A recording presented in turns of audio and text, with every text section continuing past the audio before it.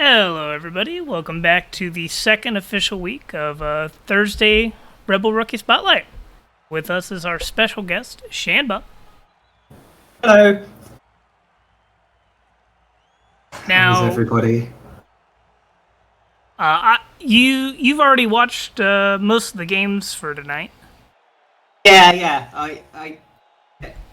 It's just the same when I was doing the mentoring. I do like to have a look to see beforehand because it's often the case that I don't know, you have some idea then of what you want to talk about. I find it easier that way. But yeah, no, I've run through them very quickly on using the Dice.not replayer, so I haven't looked at them in any depth or anything. But I do have some ideas already.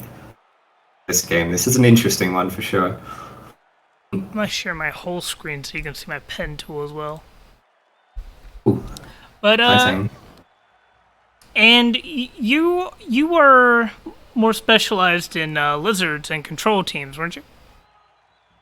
Yeah. So I've just started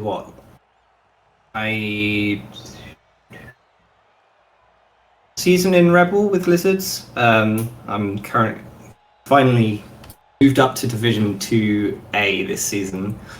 Oh, wonderful. And I've been playing lizards basically since I started playing Blood Bowl, which is about 2 years ago. They were my first spin team. I've just always liked dinosaurs, so when I was a kid I had a lizard man army in Warhammer Fantasy all those years ago, so it was always going to be lizards for me. But yeah, that'll do it. I think it's important, right, to pick a team that you like thematically, and then hopefully you like them mechanically as well. But if you don't like them thematically, then you'll never like the team. I can't stand the edginess of Dark Elves, so I'll basically never end up playing Dark Elves, right? I've played some High Elves, but probably I'll never really play Dark Elves. So I can agree with that. I started with Chaos because I liked the Minotaur, and then I didn't play with the Minotaur for 20 games. Yeah. Oh dear. All right, let's get this match underway. Let's see what we can talk about. Yeah. So first thing I note, sweltering heat, right? There's not a whole lot you can do about it, but you're certainly not happy to see it as the lizards because you really can't afford to be going down big lizards in a matchup like this, where your primary advantage is basically your strength. So that's already something, but lizards basically hate all weather events, don't they? It depends a bit. There are teams who hate rain more than lizards, right? Because you are a fast team, so you can recover if you don't pick up straight away, and you're not an AgeForge team, so of course most Age3 teams are not super happy to see the rain, but it's not the end of the world. Blizzards generally are probably worse for your opponents than they are for you. It does depend what you're playing against. Generally, Blizzards favor the faster team, and lizards are one of the fastest teams in the game. In fact, they're the only team in the game that has a movement 8 line person, as it were. So yeah, as we see here, I like this opening. I like that the Norse chose to receive, because I think that Norse generally value early removals a lot more than other teams. Yes, I agree. They're a team that's all about momentum, right? They start coming at you, and then they start rolling and rolling and rolling and rolling, and then they roll you over. Just one thing already about the opening. Look at the way the lizards set up, and look at what they gave away as a result. So if you see, what did the Norse blitz this turn? The Norse blitzed probably the best skink on the lizard team. They blitzed the ageForge skink because it was on the side and it was not properly protected. So you see the setup that the lizards have. Okay, and we'll come to that KO in a second as well. Is basically I think it's one of the default setups, and it's not like a terrible setup. But against a team that has sufficient movement 6, you should know that the outside skink is not protected in this setup. Because you can just, with 6 movement, you can get around the back and you can hit a skink. So, And wouldn't it be a little safer if you had both of these little cups, like one square out? yeah, it would be a bit safer. The Does problem threaten the then middle? is you give away a lot in the middle. The other problem with this setup is that you've kind of split your Saurus up already, right? Yeah.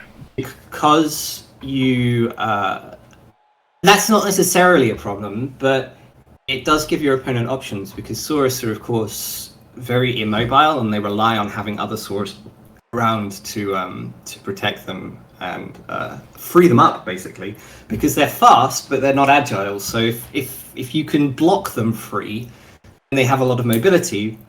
But if you can't block them free, then they get tied up. So the goal is normally to try and keep your Saurus in a way that they can't be tied up. And now there's a trade-off, of course, which is if you're tying up a Saurus, you're probably taking a punch in return. But that might or might not be worth it, depending on the situation. So generally, you want to limit the opponent's options to tie you up if you can. But yeah, I think the biggest thing here is just that Age Skink should not be on the outside. It's much more important than the Diving Tackle Skink. If you are going to set up like this, you should have swapped those two around. I can agree with that. Yeah.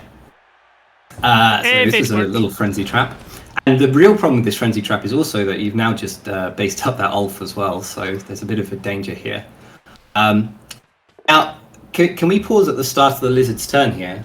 Because for me, you see... Because what I see right now is I see opportunity. Because I don't think there's a way to... I'm saying something like this, right? Come here. Come here. Get a nice little chain push. Yeah, so I don't think there's actually a way through because behind... yeah, there's a dribble snot there. There's a bomber, yeah. But, however, if you look at where the ball is and where all the Norse players are... yeah, don't worry, I'm a professional streamer. I know how to show the draw tool to everybody else. Yeah, so that's a cute chain push. Unfortunately, it doesn't work because Bomber dribbles. Yeah, because there's a star player there hiding beneath the guard symbol. I think there's a not there. Despite the fact that you can't, I don't think you can like seriously go for the ball here. Like you could do stupid stuff with skinks, but like for a serious attack on the ball, I don't think it's possible. But I think you can put an absolute ton of pressure on this turn because the ball and the cage are kind of split away from the rest of the Norse team. So this is kind of one of the things I wanted to talk about with this game, which is there's this notion, sometimes people talk about pressure. Like, what do they mean when they say pressure? Well, what's pressure? Well, pressure is basically you using your resources to force the opponent to use their resources. Basically, can you force them to roll dice, right? Marking important players, so you force them to use their blitz where you want them to, rather than moving the ball forwards. Another good example of pressure. For example, the thing about lizards is lizards are largely strength 4, right? And when you are strength 4 and you're playing into a team that's largely strength 3, it means that instead of requiring 2 players to get a block, they require 3 players for every block, which means that they then have to use up more and more resources to deal with the pressure you're putting out. So lizards are, I think, one of the very best teams at just going in and absolutely pressuring a cage. When I see a cage like this that isn't screened at all, I'm always thinking, I am going to go and absolutely slam as many players as I can into that cage, especially when it's cut off from the rest of the team. I'm going to slam as many players as I can into that cage, and I'm just going to say to you, what are you going to do about it? Like, I'm going to ask you, what's your plan, right? What I'm seeing here is this Yoshi around here can come around the back, right? He maybe can't actually reach the cage, but he can cut off the Norse. I'm seeing that you can free the Saurus who stood up at the start of this turn, who just got pommed. Yeah, like that guy. You can free him up with a block from the Saurus on the left there, so you can free that guy up. You have the Saurus on the right, who is completely free to just charge into the cage. You have the Crocs and the Saurus there, who can potentially, depending on how the rest of your turn has gone, they can potentially, after taking out that Ulf, they can potentially move forwards and tie up the Yeti and the Lino there.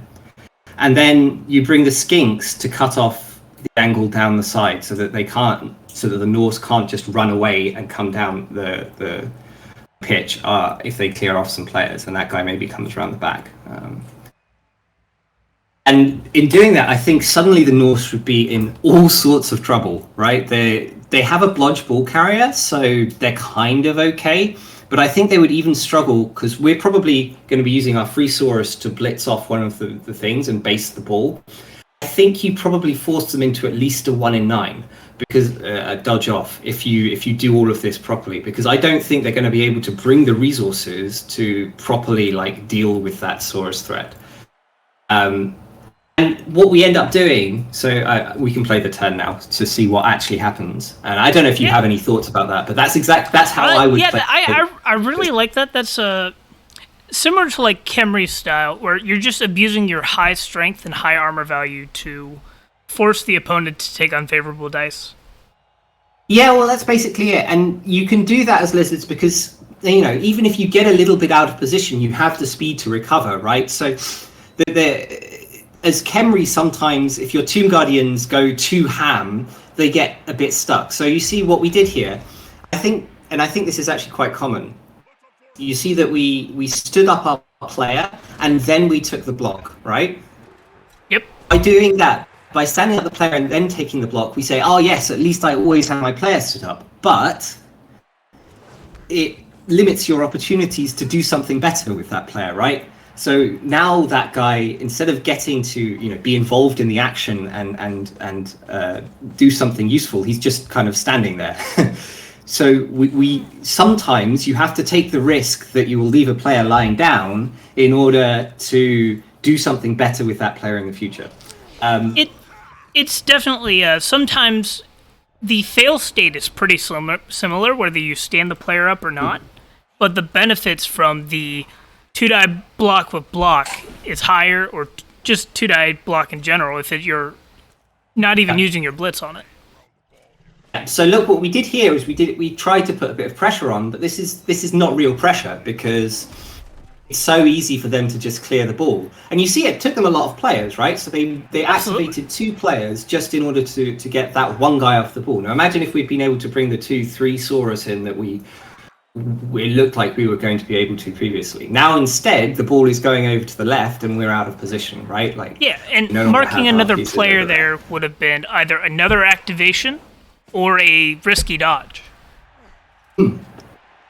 And also, unfortunately, that player we stood up was standing next to a jump up Pompey's. So now he is going to die. And we are in trouble. We are officially in trouble. We're 2 turns into the game. We're 2 Saurus down. This is a bad thing. Need to turn off my animations real quick. Oh, they're already off. Yeah, sure. Lizards live and die by their strength, right? They're a very brittle team. It's hard to remove Saurus, but if you do remove Saurus, then Lizards are in trouble. And that's one of the things that's kind of interesting about this matchup is that Norse are actually a kind of glass cannon kind of team. Absolutely. And they absolutely have the capability of removing players, right?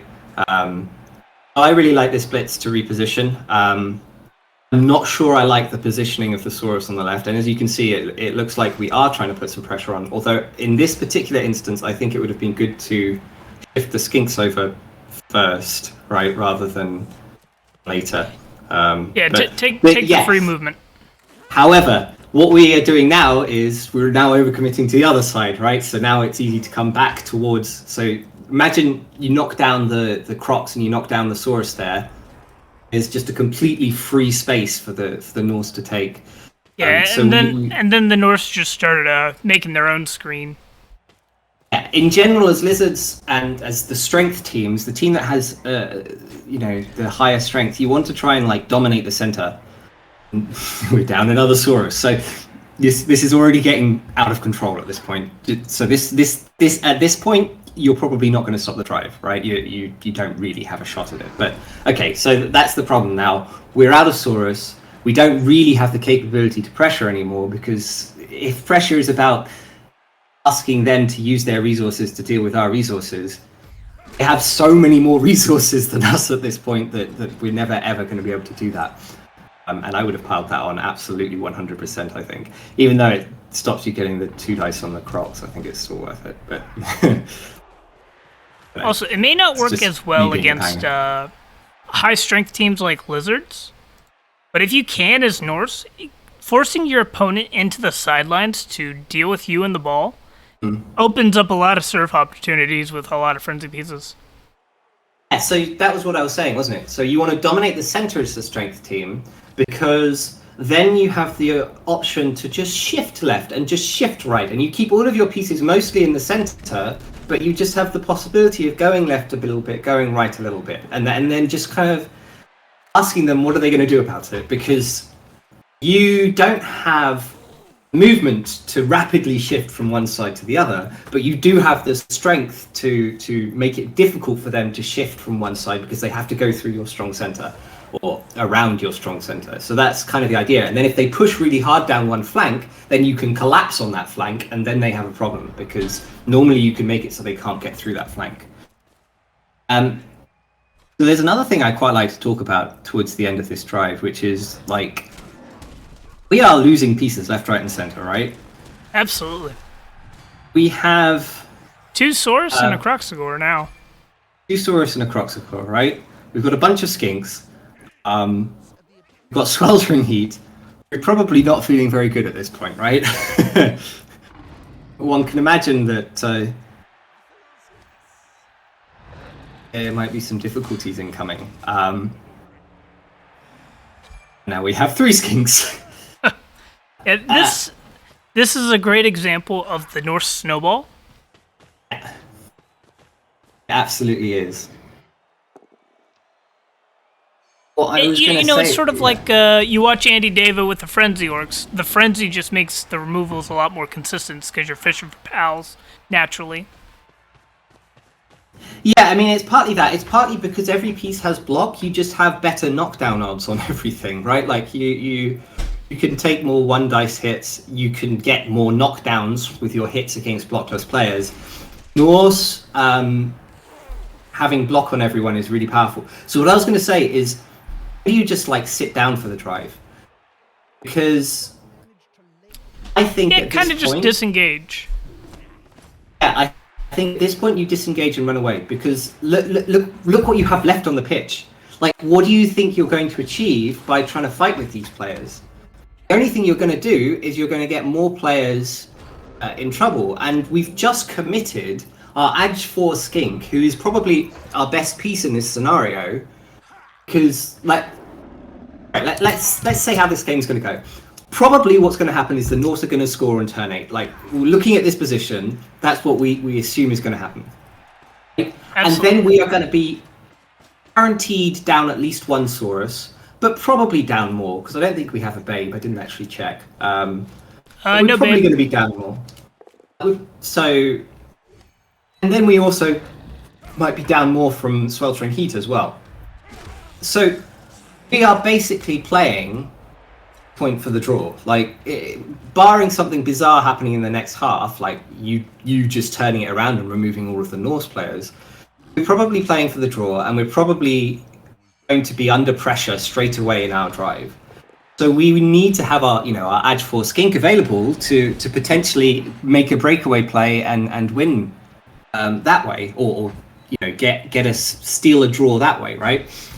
Instead, we just committed that ageForge Skink, allowing him to take another punch. If that ageForge Skink dies, our chances of getting our own touchdown reduce dramatically. So letting that guy get punched here is really bad. Plus, we did it for a Crocs hit. The Crocs himself then gets punched as well, and this time he got punched by a Yeti, no less.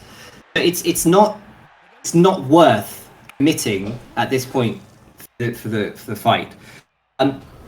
And yes, we can say that we've been unlucky, but the point is, you don't need to. When you're being unlucky, you need to cognizant of, how do I still win this game from here, or how do I still get something from this game from here? You should be thinking to yourself, I can't fight, therefore I will just abandon the fight. And it sounds like you're giving up, but you're not giving up. What you're doing is you're giving yourself the best chance of winning the game. I like this foul. That's a really good foul. That guy's a secret weapon, so he's not going to be around next drive anyway, and that's a really important piece, the block Croxigal. And again, it's just part of the Norse snowball. You're already ahead, get more ahead. It's similar to like goblins. If you can get ahead early, then there's no chance for the enemy to come back. And you have armor 7, so if you don't get ahead, you're going to suffer instead. You know, no mercy when you have your foot on the pedal, no mercy sort of gameplay. Yeah, I mean, it's Norse. So again, we've just stood up another skink to get hit, which I think is a mistake, because all we're getting out of it is a punch on a blodge piece. And actually, we didn't even need that skink for the assist. We don't need to stand all these players up. Like, you're thinking to yourself, I'm going to stand these players up and maybe I get something out of it, but what are you going to get out of it? Like, all you've done is just given yet another... In fact, now he can palm. He could, if he wanted to, palm He could have made a 3-die with bringing in... For one thing, he could have made a 3-die. But he could also have palmed the Edge Skink there. Like, very, very easily. That should be the Apo. Yeah, probably. Unfortunately, it doesn't work. Yeah. It's not the end of the world for that skink, definitely it is the end of the world. You can't keep an AV6 skink. It's too fragile. Even with movement up? Even with movement up. Yeah, movement up, I think it's all right on a skink. Like, you're definitely taking it, but that's partly because the skink normals are not very good. I don't... I mean, he could just become a one-turner and die of natural causes anyway. Yeah, but you can't... I don't know. It's a very expensive piece to keep that fragile, because AV6 stunty is awful. Like, AV7 breaks roughly 40% of the time. AV6 breaks roughly 60% of the time. It's the biggest single increase, because, the probability on 2d6 are not flat. So the 7 is the most likely result. So you've just changed that most likely result from a not an armor break to an armor break. Plus you're stunty, so you get actually killed when you get broken more often. So absolutely, I feel like you can't keep that piece, but it's not good enough to be kept. I would think that there is some validation that if you want to hug the pixels a little bit, I don't see a problem with it. Okay, I mean, sure, I wouldn't keep it, but it's not, like, completely indefensible. It's also, like, move 9 is alright, but it's not, like, amazing. It's not the ageForge. If it was ageForge, I think and the ageForge just got, by the way, just got pommed again. So our decision to keep standing our pieces up is just putting more and more of our pieces in danger. I think the only argument you can make for standing them up is if you're running them away from the Norse. Because if you leave the Agi skink on the ground, it's going to get fouled. So if you're not going to commit to going for a sack or anything, you definitely need to just be running away in that first half. The end of that first half for sure, yeah. So now move on to the second half, and actually the numbers don't look too bad because the Lizards did not get all of their KOs back, which is very unfortunate. But Norse have 2 players out, including their guard, which is a very nice piece to not have to play against here. Puma has been sent off, and the Lizards quietly got a Kaz right at the end of that half as well. So there's now 9 Norse players, I think? I believe so. 3, 6, yeah. 3, 6, 8 Norse players. 8. And you have how many Lizards? 1, 2, 3, 4, 5, 6, 7. 7 Lizards. So you should, by the way, have a player back to receive the ball. If the ball is very deep, we're in trouble. I assume what we were thinking was we want to score quickly, which I think is actually kind of reasonable, except for the fact that this wasn't a one-turn setup. Found so many players as well this time. There's like... Oh wait, sorry. That's turn 8. I'm an idiot. If you set up for anything, you had to set up for a one-turner, and with 7 Lizards, I think that's still kind of difficult to get all the pushes and get the ball. Easy. So going for the damage, I think, is fine. It's turn 8. Doug the Minotaur is correct. It's turn 8. I'm an idiot. And the Norse... we had a change in weather, so in fact it's 11 Norse against... 4, 5, 6, That's 7, 10 8. versus. The Lizard's got one more of their KOs back. That's 10 versus 8. 10 versus 8. So what you're hoping for is a good LOS here, so that you can remove a couple Norse players and just be on even numbers and just play a game of Blood Bowl, right?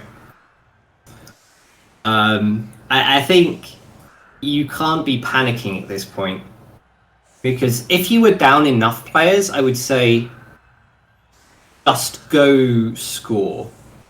Wizards are pretty good at that because they have move 8 stunty. You can just pick up the ball and just say, I'm going to like 2 or 3 turn and just go and score, just take the space on the sideline. I don't think you need to do that here, because I don't think you're down enough. I think you have just about enough strength to try and just play a normal drive and see what happens for a while. But you should always be thinking... One of the pieces is a wild animal that doesn't have block, so you can almost treat that as like half a player. So that's a bit of a... That's a horrible kick position. It's not too bad because you're fast enough. Okay. The high kick makes it decent when you catch it, but that was almost catastrophic. Also, this is terrible. Protect the ball. Before doing any of these blocks, the very first thing you do, you bring the skink right back into the middle, you bring the 2 skinks back to the left, and you just make a little cage. You just say, I'm big and strong. I'm going to have a little cage. I'm going to have the ball protected. You don't need to make the cage with the Saurus. In fact, I would almost always recommend that the back markers of your cage in the Lizard Men team be the skinks, because you want your Saurus on the front lines. You want them fighting. Very simply, the skinks don't fight, so you know the position of that Saurus on the block Saurus on the back is not, me, very helpful. I would much rather have this guy like up and left, so like 2 or 3 squares away from the Saurus in the middle. Wrong button. But something like over here just being a screen piece. Yeah, something like that. Then I would have the sidestep skink left where the Saurus is, and the diving tackle there. And then ideally, one of these, I think we ended up having to use all of them for blocks, but then one of those Saurus would also be screening on the right-hand side as well, so that they can't just easily run around and get to your skinks. I think the hard part about this spot as well is, even with a decent setup, it's a blitz on one skink to get marking the agility skink, but then you just have 1 in 36 to get away. Because I think the tackle piece is still out.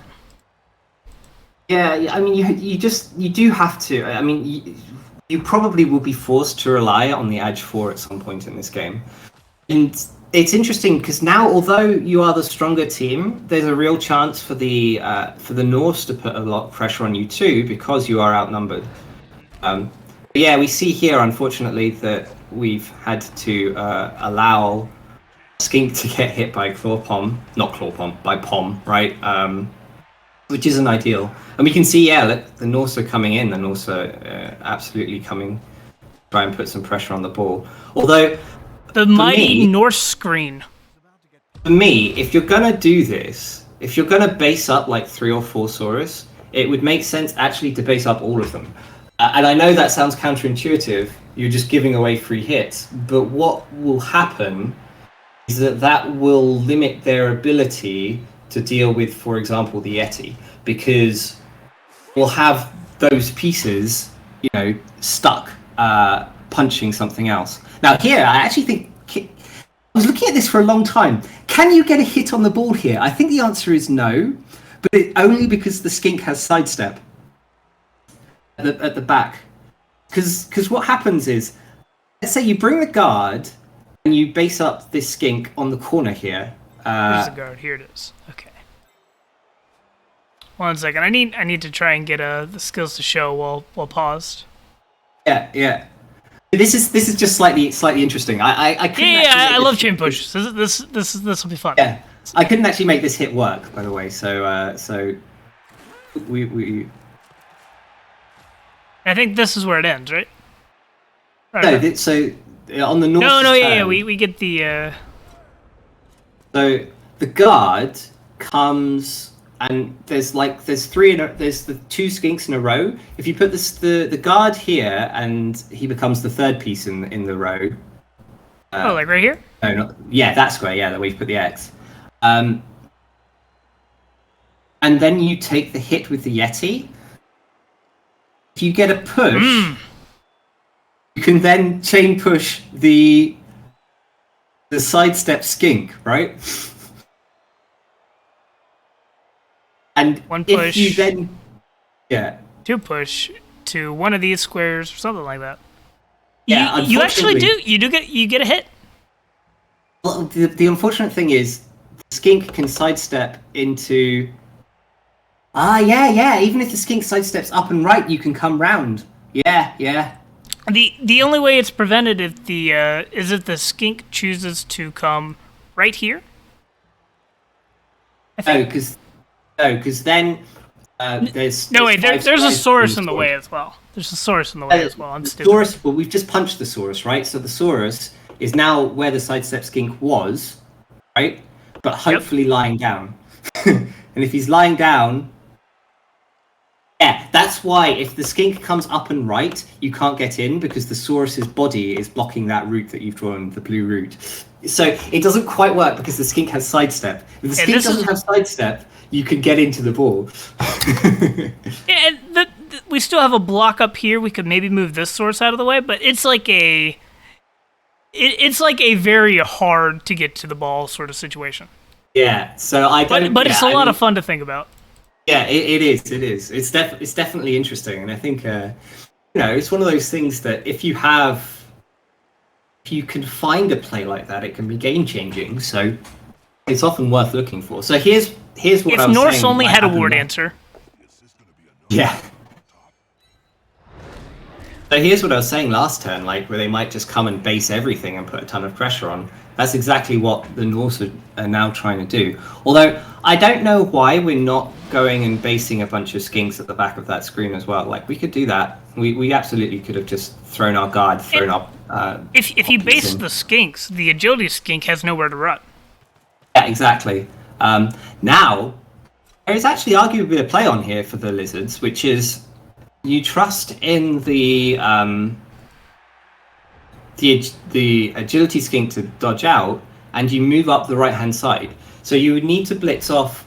You would need to somehow get rid of the Palmer.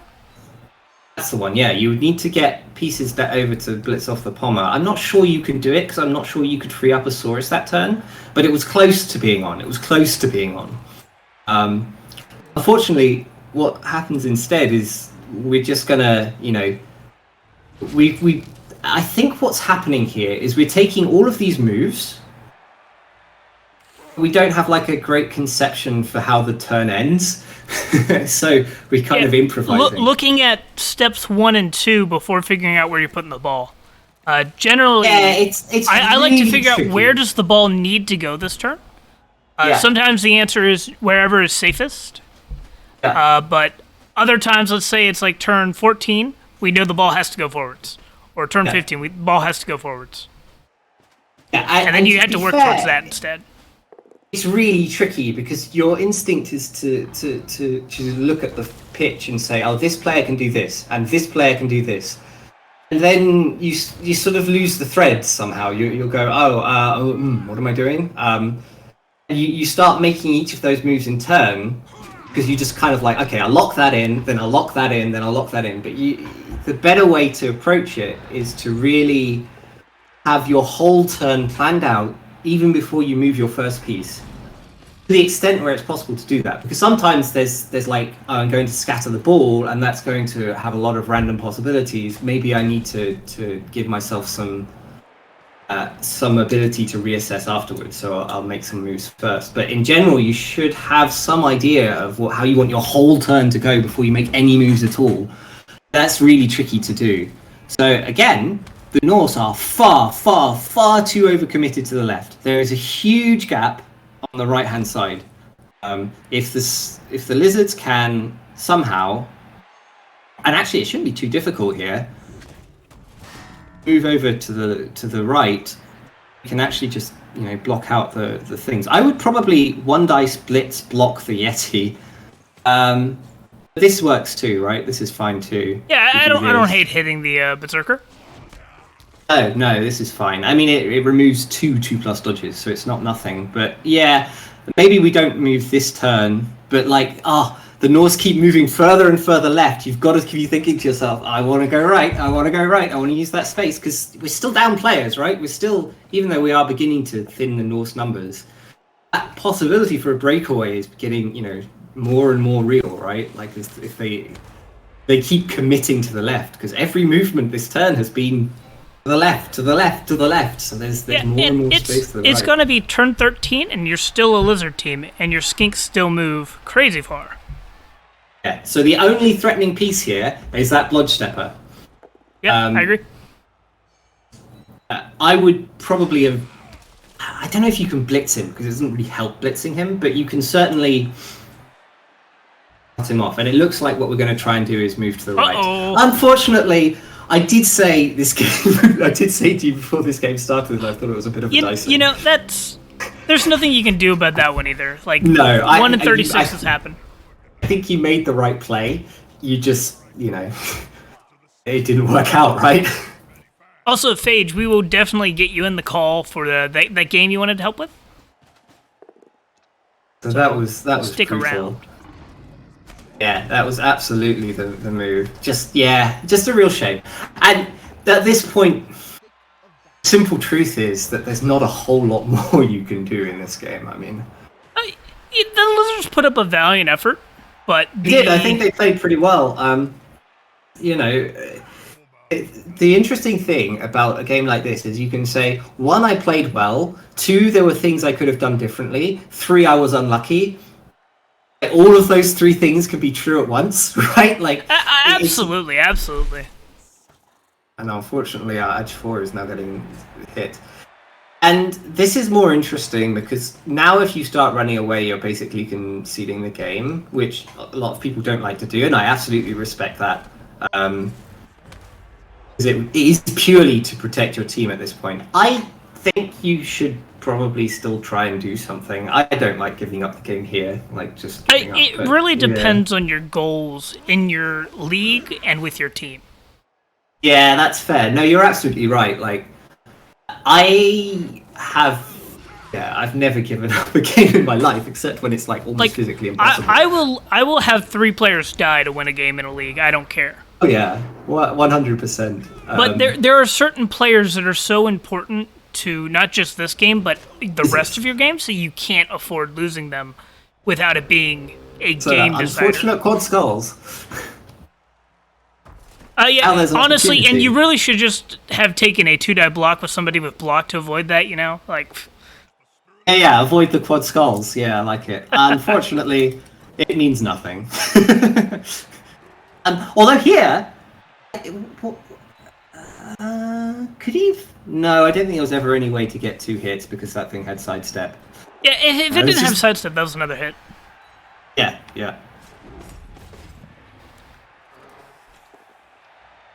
I mean, this isn't totally over. I really like this blitz, by the way. Just come in and just tie up that guy as much as possible. Just come around the back. It is important to note that sometimes preventing a score, even if you still lose the game, can affect your standings for getting into playoffs. I know. Although I will. Last minor season, somebody missed it by having 1 touchdown scored on them in a game that they lost 4-1 instead of 3-1. That's brutal. There was still possibility for Lizards to score there, which is why they moved their skinks up. I'm not. Unfortunately, they needed that go for it, then another go for it. Movement 8 needs to be 3 squares in to be 2 go for it away. 13 if you're standing here, 12 here, 11 here, 10 here. Yeah, it's something you should know, really. Every time you play a team, you should have some conception of what square is my scoring square, right? As Lizards, you need 3 squares. That really allows you to play your drives with a lot more confidence because you'll be like, okay, that is the square I need to get to by turn 15 or what have you. Ideally, I'll be further forwards, but if I can get to that square, I'm happy. And if you're, orcs or something, the square you need to get to is going to be a lot further up the pitch, but at least you know where it is, so you can make that decision. I will say this is a very good-looking lizard team, though. Like all It this really block, is. even This on the is a lovely Croxagore. lizard team. It's a lovely lizard team. A couple levels, Mighty Blow, some guard. Yeah, I mean, you want the guard. Like, I think you really want the guard. Bloxagore is lovely. The Ag Skink is lovely. You arguably have a few too many levels on Skinks, but you always have a few too many levels on Skinks as lizards, just because of the way the team functions. And at least, you have quite a few good levels, although fewer now with the Dead Skink. I suppose depends if you keep him, but I wouldn't. We've had that discussion. And that depends on money and stuff. Don't get rid of them while they're missed next game. They might be useful in the very next game after. No, absolutely. You can always fire later. You can't unfire though. There was no reason not to make that too. It's a little bit careless from the Norse there. But anyway. Nope, there was that reason to. I see. If you're going to do that, you just do that. You don't take the surf. The surf is irrelevant. The surf doesn't give SPP. Yeah. But man, is it satisfying. You become the hero. It's true. It is satisfying. It is, but a 1 dice surf with an AV7 player who is your best and most important player is a little bit spicy for my liking. Little bit, just a touch. Actually, pretty even blocks. The Norse gave up a lot of blocks themselves. Yeah, I mean, that's the thing. It's always a bit deceptive with Norse because they are... the Lizards had terrible armor this game. Absolutely. Because the Norse will have block. Actually, a lot of their pieces are just well protected from... Jesus. That's the Norse, isn't it? Yeah, it didn't is. Have very many both downs. It looks like pretty standard dice overall. Yeah, no, I mean the real problem for the Lizards was they ran out of players and they had one crucial snake. Like it's the kind of thing where it's really difficult to see it on the dice log because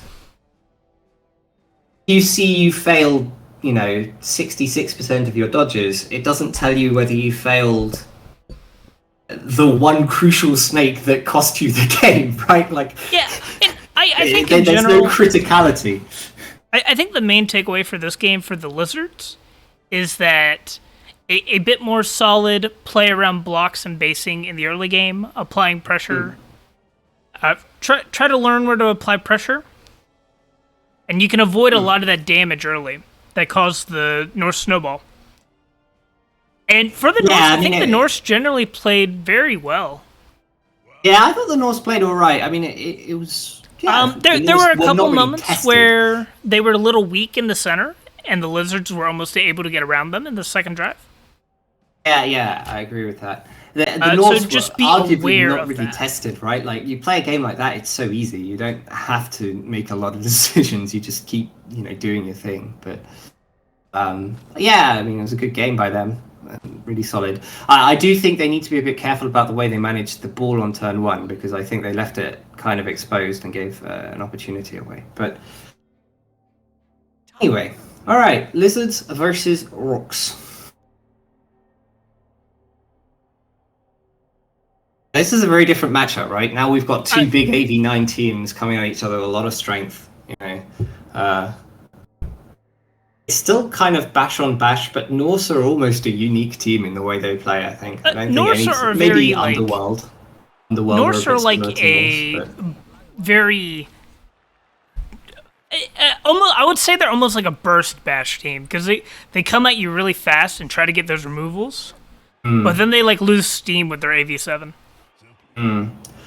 So, some points about this game, right off the bat. Look at those gorgeous Ag Orc Blitzers. These are green elves. Yes. They are. It's actually a Lino. Oh, that's a Lino. That's a bit weird, actually. But an Adjunct Thrower is basically perfect. Like, that's actually a piece you're quite happy about.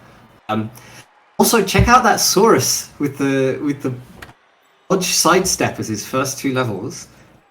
Ooh. I am going to say, I do not like sidestep as a pick here. I think it's really bad. I'll tell you what. I think that gives up the early blodge into a stand firm. Because a blodge firm Saurus is a menace for most teams to deal with. So I sort of agree, but I would say I actually prefer taking guard before stand firm. And that's fair. This comes into a point I would say, even as we'll start with just dodge first as a skill choice. Like this is something that comes up all the time. Like someone like the Sage thinks that dodge first is really good. I know he said that several times in the advice thread. Other people say don't take dodge first on Saurus because it delays your level ups, which it does. Block is a kill skill, so taking block helps you level up a bit faster, as well as allowing you to take more blocks. It does a lot, right? But the other thing about dodge is I would probably fire that guy, unfortunately, even with the team development so low. It's just not good enough. So what I would say about dodge as a first skill is that we should, by the way, be setting up to take our hits with block before our hits without block. Yep. Dodge first as a skill means that you are taking, as your second skill you're taking block, as your third skill you're taking guard, and as your fourth skill you're taking stand firm. Something like that, right? If you take block as your first skill, and your first skill is block, your second skill is guard, and your third skill is stand firm, I would rather have a block Saurus than a dodge Saurus, right? So on the level you take it, it's worse. I would also rather have a block guard Saurus than a blodge Saurus. And then it gets close, because I think I would rather, whether you'd rather have a blodge guard Saurus or a block guard stand firm Saurus is close, and then on the 4th level the dodge is clearly better. I think without a doubt, I think a blodge guard firm Saurus is insane, and having a block guard stand firm grab or mighty blow or what have you is like, it's okay. I mean, still a very good piece, but it's not as good as a blodge guard firm Saurus. So I feel like if you are going to take it, you should be aware that it's not going to be better until like level 3 or 4, and that is a long way for a Saurus to go. So you really have to be like, it has to be acceptable to you that you're going to be weaker than you could be for a long time. Yeah, by the way, this he's given up the center here. Do you remember what I said about holding the center? Like, we have just completely conceded the center. In a matchup like this, you can't do that. You have to hold the center. It's going to be difficult. I don't like taking sidestep second. Like, I don't particularly like taking sidestep because I think stand firm is just a better skill, like, overall. But I definitely don't like taking it second, because that whole development I said there, where like, oh, first you get block guard, stand firm. Now your Saurus isn't going to be better than a generic Saurus until definitely level 4 and probably even later, right? I really am not. I don't know. I mean, but whatever. You do what you like. Like, it's a game. You're supposed to be having fun, right? Now, another thing I would say about the start of this game, we are giving up a lot of skink hits at the start here. Like, not really necessary ones. Like, this guy didn't wide need open. to do here. Yeah, and I think you need to use your skinks to support your. In a matchup like this against orcs, it's really surprisingly tricky, because if you are trying to protect all 4 of your skinks, then you're basically playing 7v11. And although you have a strength advantage, they do have, a troll, couple guard. Your strength advantage is 2 strength 4 players versus strength 3 players. It's actually not that big. So finding ways to use your skinks is actually kind of important. But I would actually say it's quite similar to sort of how ogres, if you try to protect your Noblars, or if you have Noblars on an ogre team, which unfortunately you do, even though you have the massive strength advantage, you're still down players, essentially. Yeah. Also, I've just noticed we have a jump up skink. You should strongly consider, I think. That's a dive tap. It's jump up, diving tackle. Oh, I didn't even see that. Oh, that's. Oh, wait a minute. Yeah. No, I think the jump up's just for the movement from diving tackle. Well, I understand why you took it. I will say, sidestep is so good with diving tackle because what happens is if you just stick your diving tackle on someone, they just come in and block him and push him off, right? They don't need to get a pow, they just need to get a push, and he's removed from the player. Whereas if you put sidestep on it, then either they need to do all sorts of kind of strange shenanigans in order to fill all the squares and make sure that the sidestep, and that again, we're talking about pressure, right? That requires them to use a lot of resources. That's a lot of activations to get that to happen. Yeah.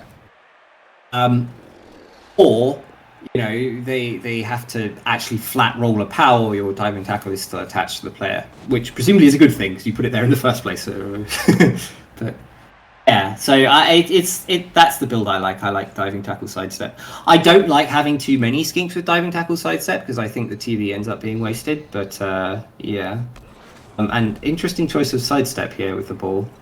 We didn't have a great option, to be fair, and also last turn we blitzed with our blockless Croxagore, by the way. I wasn't 100% sure what our other options were, but this game, by the way, I haven't seen in advance. I did take a very quick spin through it this morning, but like not as much. And this is a rather spicy push down the right-hand side. It's very aggressive. Very aggressive. I mean, remember we're talking about an Orc team that has a bunch of Age 4. Plus, there's actually just a big hole. It was actually, if that skink didn't manage to dodge through, this Orc was in blitz range. Yeah. But now you can look at it and say, well, how are the Orcs going to respond to this? The Orcs have to get players back quickly, or they're just going to be inverted by the Lizard player. So their absolute priority for the next however many turns should just be getting as many players back as quickly as possible to try and force the Lizards in. So for that reason, the dodge was a little risky, but overall I think this puts them in a great position. Yeah. Because, what you don't want is for the Lizards to stall for 8 turns, right? Like, you're okay if the Lizards go and score right now. You're like, fine, I'll have 4 turns to try and score back. It's not the end of the world, right? 4 turns is plenty. I've got a bunch of Age on my team anyway, so I'm pretty good at that. What you don't want is to be, like, the Lizards sit down in your end zone for the next 4 turns and just camp there. You need to bring your players back in order to prevent that from happening. So for that reason, I think they needed to move that Age thrower backwards before doing any of the stuff they were doing. Bring him back to like the catching position or like neutral kickoff position. For example.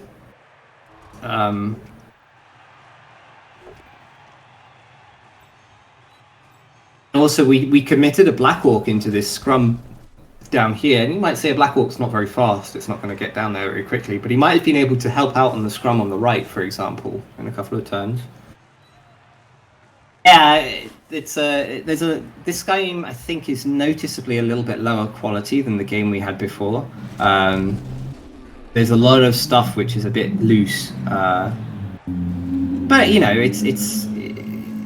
it's everyone's learning, right? Like, you just have to be careful that you don't get into all sorts of bad habits. Like, for example, this blitzer, this dodge blitzer from the sideline, they should have followed him, right? This blitzer needed to be followed so that they aren't it was actually the skink that took the hit, though. So I can understand not following the skink. But even then, I think you needed to do it. Also, we've just committed the Age thrower to. We're not focusing here on what's important in the drive, right? Like, we're still sitting here trying to win this fight against these Saurus. These Saurus don't matter. Great, you've knocked down all the Saurus. So what? Like, the skinks are just gonna bogger off in your end zone. No one has Mighty Blow in the scrum. Like, somebody may get a removal, but it's probably not gonna matter. It's largely irrelevant. Like, eventually you might say, well, if someone wins the scrum, they'll be able to commit their resources back down. But like, there's 3 turns left. It doesn't matter. So he's taking this block here because if he gets that knockdown with the Crocs, it's a little bit risky. But once he gets that knockdown, this guy is free, and the only player who can threaten is now, dealt with, and he's got this Saurus free to go and stall with. I don't hate that move. I like that. What I think I would have done though is before taking the Crocs block, I would have moved the Skinks to where they are currently standing, because we know we're going to move there anyway. And this way we're just a little bit harder to hit, right? Like, we can still be hit, but we'll be a long way away from any recovery, and we will have our own Skinks there to recover as well. So I would have made that move first. I think it's marginal. The Orcs have been playing pretty solid, except for sometimes they need to have more safety pieces. A little bit of positioning error, a little bit overcommitting on fights. That's the problem, right? Like, so this Dodge guy who's finally joined the fight now after the Skink that he went up and marked dodged away, could have been up there probably at least a turn ago, but maybe 2. And when we're dealing with a guy who is stalling until turn 8, like even now, looking at them perhaps scoring on turn 6, right? Like turn 7, yes. You get a 2-turn as the Orcs. Like 2 turns as an Orc is like, what are you going to do with a 2-turn? Whereas if you had players back, you're able to force them to score just 1 turn earlier. 3 turns for a touchdown, far easier.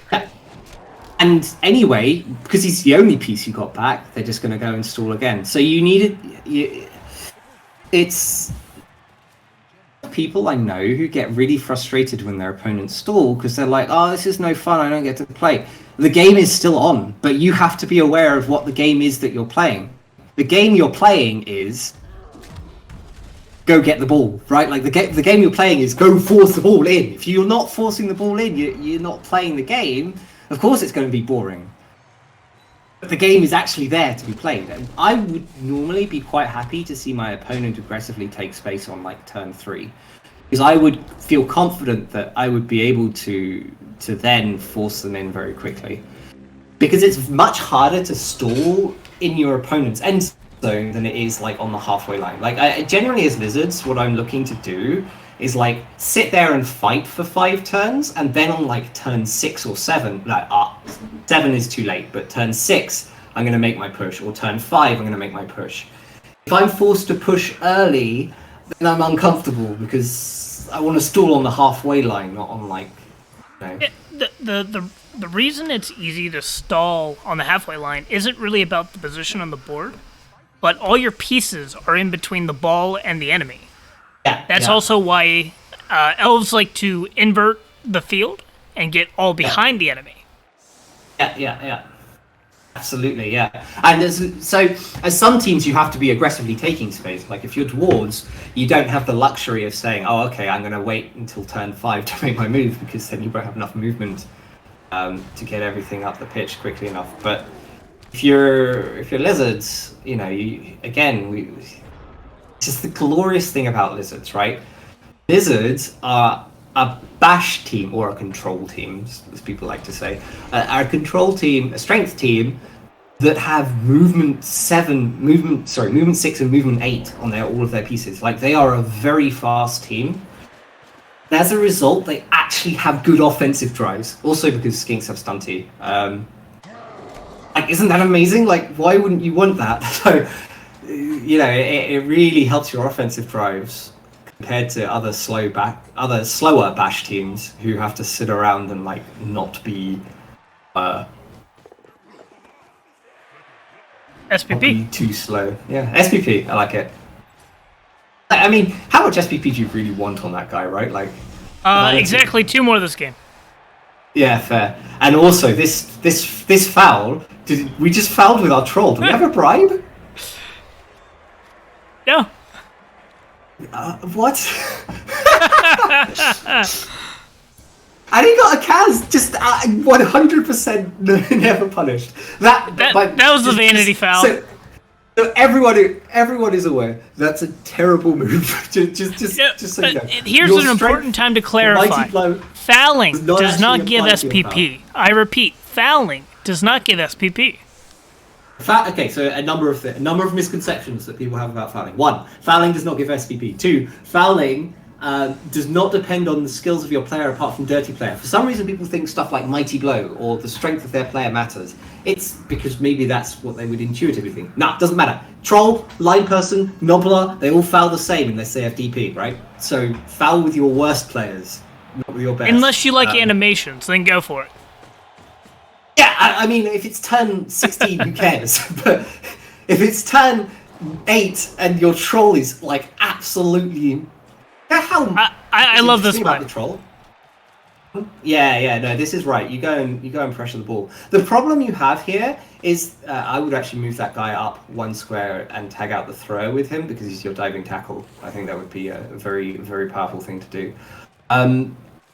The problem you have, which is weird because you're playing against orcs. The problem you have is they have 2 ageForge players. The usual like logic of orcs aren't going to be able to do anything here because they're orcs doesn't actually hold because you've got 2 ageForge players. They actually have a good chance of recovering from this. And this is a amazing position for the lizards. That's just the nature of blitzes. Yeah. I mean, it's not bad, but I mean, there's a play on which is you just 2+ dodge out, 3+ 2+ dodge out, blitz the skink. You don't blitz with that Maybe guy. You go pick up the ball with him. He's got sure hands. He's edge 4. Oh right? Yeah, he does have sure hands. I forgot about that. He's got sure hands. What he can do is he can pick up the ball and he can pass it to the edge lino. And I think that's the right play. Elf plays. Oh, that's a reroll. Yeah, that's a reroll. If you don't do that, how do you recover the drive? Like, you don't. So you just go and do... SPP! Yeah. I mean, the SPP is one thing, but, like, now what, right? So there's a punch on the edge guy. It'd be really nice if we could free up a player here to go and... Troll hit? Freeze up the black we troll hit. Yeah. Then, this is well done by both players on this drive. This is really, really well recovered, right? And now, actually, the lizards are in a really bad position. They're gonna... You have to, at this point, I wouldn't base him. I would actually not base him here. Because now there's potential 1 dice on your guy. I don't know. If you 1 dice the Black Orc, I guess you don't have anyone to then hit the ball. It's probably fine then. But yeah. I mean, now the lizards should be thinking, I want to bring all of my pieces back, get back in front because I went for the blitz, it failed. Let's move backwards. And unfortunately, that skink move prevents you from doing that. That blocked your route backwards. Double? No, that should have been marking ball carrier. For sure. I mean, it's a 2 sidestep pieces right? on the ball carrier. 2 sidesteppers on the ball carrier means that one of the blitzes has to come on there. No, and then doesn't. The orc has to either dodge. That's the thing. Like once you've put 2 sidesteppers on the ball carrier, you can't get them both off with blitzes, so you don't bother blitzing either of them. You just dodge away, right? Yeah. And I honestly, I think you dodge away anyway because it's just so much better for your positioning than trying to commit like a billion players to punching that sidestepper who you might not even remove. And you have ageForge. Like this is why you have ageForge. This is precisely what you're hoping for with your ageForge. And look at the position now that you have as the orcs. Like, yes, there's one Saurus who might be able to go and do a hero play. You can cut that off. Also, I absolutely love how control of this left sideline has swapped like 3 times. Funny, isn't it? It's because the lizards I think the lizards overcommitted on that last turn. I don't think they needed to go send everyone to go hit the ball. I think they should have been bringing their players back to get in front of the play again. I agree. Because like, if you slow the lizards down when they're starting back here, if they get just 2 squares a turn, they'll eventually get in scoring range. But it's going to take a lot of work. Yeah, and now look, that was a bad move, by the way, because we had 2 to... It's actually, clever. that's cheeky chain push. It's clever, but it doesn't do anything, does it? Like, what's the plan here? We punch this guy, then what? I don't know. I get it. I see why he did it, but it meant, you know, you did a 1 dice in order to get that. We're just getting served, aren't we? Just getting served. Yeah. And then you could even block that. So what you can do here is you can move this guy into assist. Yeah, that's right. You bring another guy into assist here. You block with the ball carrier. And there's nothing. The lizards don't have anything. Just stand him up here. And they can't surf him because they need to get player around the back. Maybe you could get a skink there, but it's a ton of dodges. Well, this is why you have dodge on your Saurus. You just take 2 dodges and stand right here. Actually, hey, legitimate consideration for the 55% dodge into the blitz. I would take it. I would 100% take it because you are in such a poor position as the lizards that I don't think you have anything else. However, stop. We did something bad already this turn. If we're going for that play, we don't stand up the diving tackle skink. Because yes, it sucks if the diving tackle skink is on the floor at the end of that play, but it's going to get punched by a Blackwork anyways. Well, that's one thing. So if we are standing him up, then we're taking the punch with the Saurus because that's what it says to me. If we're dodging out, we need someone to recover the ball. Like there's almost no point just putting the ball on the ground against a team like this that has 2 edge 4. You want to have someone who can go and then do something with the ball afterwards. Because we could actually, in theory, knock. Because I think we just got a KO, right? No, we didn't. No, we could in theory knock the ball out of play, and then the ball could go anywhere. Right? Here's what I'm saying, though, right? 1, 2, 3, 4, 5, 6, 7, 8. That's 2 GFIs, but like if you do that, you can get rid of both of them. I like that get rid of both of those. Right? I like that it's a little bit of risk. It's a little bit of risk, but it can be highly rewarding. Yeah, no, I think that's a really good play because then when we put the ball on the ground, it's actually really valuable. But that's not what we did. We chose to just reinforce that sideline, which I think is fine. If you don't see the clever play, you make a solid play instead. I'll never. Yeah, there's nothing wrong with taking the solid play over the clever play. Yeah. And we haven't blitzed yet. Are we going for the ball sack? We are going for the ball sack. I love it. I love it. But then we needed to leave the skink on the ground. Like we've wasted our opportunity. Like if that Saurus caught that ball, you would have felt really silly. And here it is. The skink hadn't moved yet. Pick up, run away. Yeah, well, how far can you get? Can you get 4, 5, 6, 7, 8? You can get just past the dotted line, right?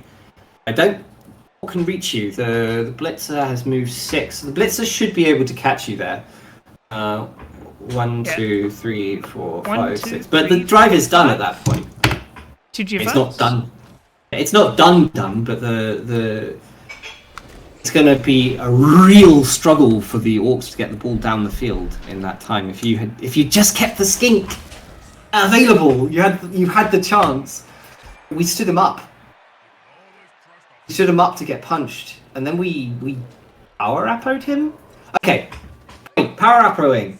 I understand why we did it. He's a last skink. However, do you think there's going to be another drive this game? Like, what's the point in power appoing if you never get a drive to get your player back? That doesn't do anything. You could argue for the one turner. That's better. One turn you need other skinks for that. Oh my god! Immediately punished for using the apothecary. But it was a 0 SPCP source, so that's just money. Still annoying. Yes, if it gets the MVP, also annoying. Yeah, it's just you didn't need to Apo this game. Like, okay, the Blocksaurus could die, all right? Like something else could have died. You know, This is it wasn't necessary. 100% break tackle, go for sack, I believe. Yes, you've got break tackle. You may as well use it, right? Hero play. Yeah, I much prefer stand firm, but if you're taking break tackle, you're taking it to do this, right? Holy crap! We just invested the reroll. Investing the reroll on the loner? Eh? Yeah, invested the reroll on the loner. The problem is we're fishing for a power there. So if you think about the hit, 2 dice against Blodge is about a 30% knockdown. So the value of our reroll was like 15% of a knockdown or something. Because it's half of that, because we only actually get the reroll half of the time. And we could also 1 in 9 as well, so it's like, I don't know, not for me that one, but okay. I'm excited for another break tackle sack attempt. Yeah, well, it's not easy to protect against, is it? Like, where is the ball going? We are super split up as the Orcs because of that sack that we did earlier by the Lizards. And we've got that Lino probably should have been coming down to cover the ball. Oh, that would have been awkward if that was a push. Well, it's still awkward, right? It's still a bit awkward. Yeah, it's red dice. It's red dice, it's fine. That doesn't yeah, but you bring change this anything. guy here. Now it's 2 dice. No, it's... Oh, yeah, guard. Because that's a... Oh, wait, no, that's only 1 guard. I thought that was 2 guards. Yeah. That was a little bit careless. A little bit careless from both players there. But yeah, even if that was red dice, I would still take it. I would have taken it because I like the push. I like... The Orcs are now looking at 3 turns to try and score. It's beginning to get a little bit... Honestly, right? I think just looking at this position, it's a little impressive that the Orcs managed to tie this game from there. From these past couple turns. Yeah, I mean, I think the Orcs were favourites to tie the game from here. From once they'd recovered from the blitz. But after the break tackle sack, yeah, I think there was a real opportunity for the Lizards to really make something happen. And they chose... Because even right here, there's the, break tackle, 2+ on a GFI sack. You gotta be scared of. It's what? It's 2 plus 2 plus. 4, 5, 6. And, there's terrible. A free Saurus right here. So, you don't always need to take the punch. You could have just left that. You could have just left that and it was fine. You just leave that 100% alone. There's a lot of new players really feel the need to activate all of their players every turn. It's not necessary. Just leave it. Oh boy, now this is spicy. Is it though? It would have been spicy if you got the knockdown, but Blodge is good, I guess. Yeah, honestly, that's a bit lucky. Blodge has been working really well. Yeah, this guy has been a champion, right? But yes, don't take that block. Don't take random 1 dice blocks that you don't need to take that ruin your position. That's a classic example of fail state, isn't it? Like, think about what happens if I fail this block. And yes, you got unlucky to roll 1 in 36. Okay. If I fail this block, what happens to me? Don't give yourself the chance to be unlucky there. Not ideal, but okay. We're going to be able to... Whoa. We have done that with the other blitzer and then not had a GFI? Or am I crazy? 1, 2... there would have been a dodge there. No, you don't have to go through that square though, could you? The Crocs... Oh, where is the Crocs? Oh, the Crocs is... Crocs is off center. Okay, yeah, fair enough. Yeah, okay, I see. Yeah, because the Crocs is actually in the square, blocking that. Yeah, it's one of it's one of the weirder bugs in Blood Bowl 2. Sometimes that might be a replay bug as well. No, I've seen it in games too. The Crocs... It seems to happen a lot with the Croxagore, actually. He just sort of ends up like half a square. He even tripped because he was in the wrong square? He was going for the break tackle again, wasn't he? Didn't get it this time. Roll a Yeah, 1. that actually could have been a massive hero play. You know, you get the break tackle or naturally 6+ the dodge into another good dodge. I've done it with an ogre before. It's fun. Then it's you just mark. The thing is, you only end up marking the ball, but it's still good. Okay, so 1-1. I don't know that one. Just you. I wasn't talking to you, Alexa. Sorry. Don't have an answer for that. Sassy.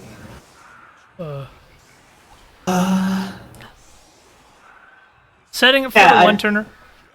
I don't think you can one-turn with this. Oh, maybe you can with Yeah, 2 skinks. with sidestep. There's some potential. It's really hard. That makes it easier. Really hard. That does make it easier. The problem you have is you set up wrong against this defense because the first push, you needed to push them into when they set up like this, you need to leave a hole so that you can push into the hole rather than going for the setup where you get the chain push along the side. So what you can do, if they allow you the corner blitz, you can like corner blitz down and get like a chain push on your ball carrier on the first hit, right? And that's really good when you have sidestep. Yeah. Do you see what I mean? So like here you would have to push this unit to here. Yeah. So that's the play you had to make, and because you have to come from the side, you have to leave a hole there because otherwise the hole above the troll is filled, right? And then you take like this. Yeah, so you can do that. You can do that if they allow you to come from the corner, but because the way the orcs have set up, you can't come from the corner here, so you have to leave a hole. It's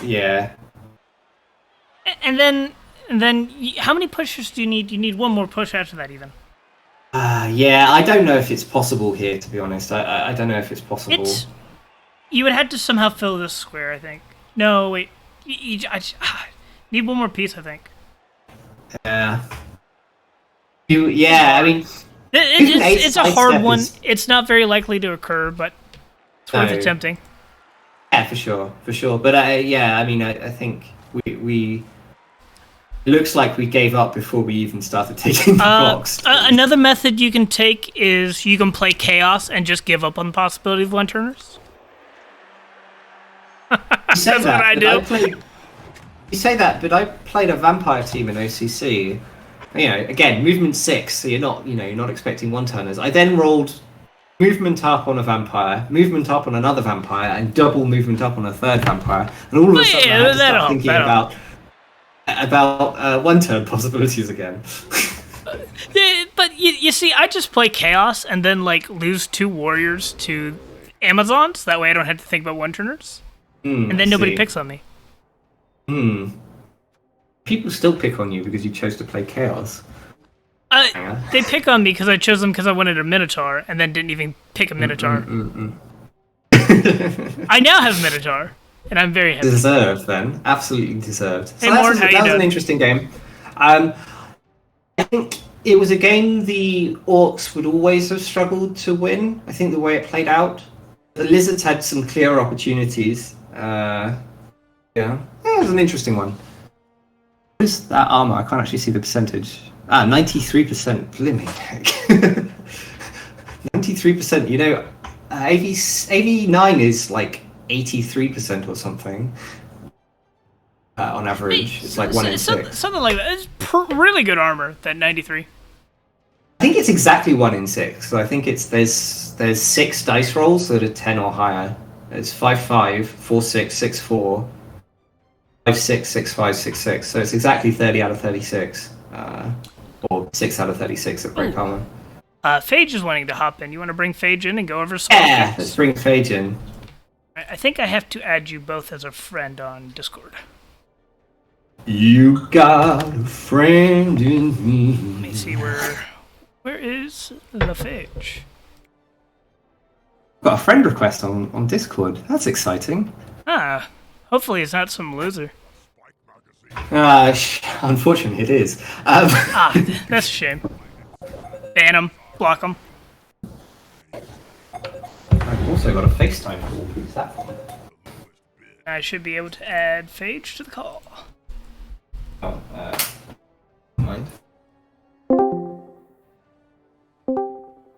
Hello.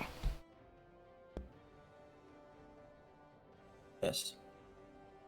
I can hear you. There you go. You can? Okay, excellent. Hello. Just your volumes a little bit. Oh, Bump you up just a little bit. what's this? Should do us.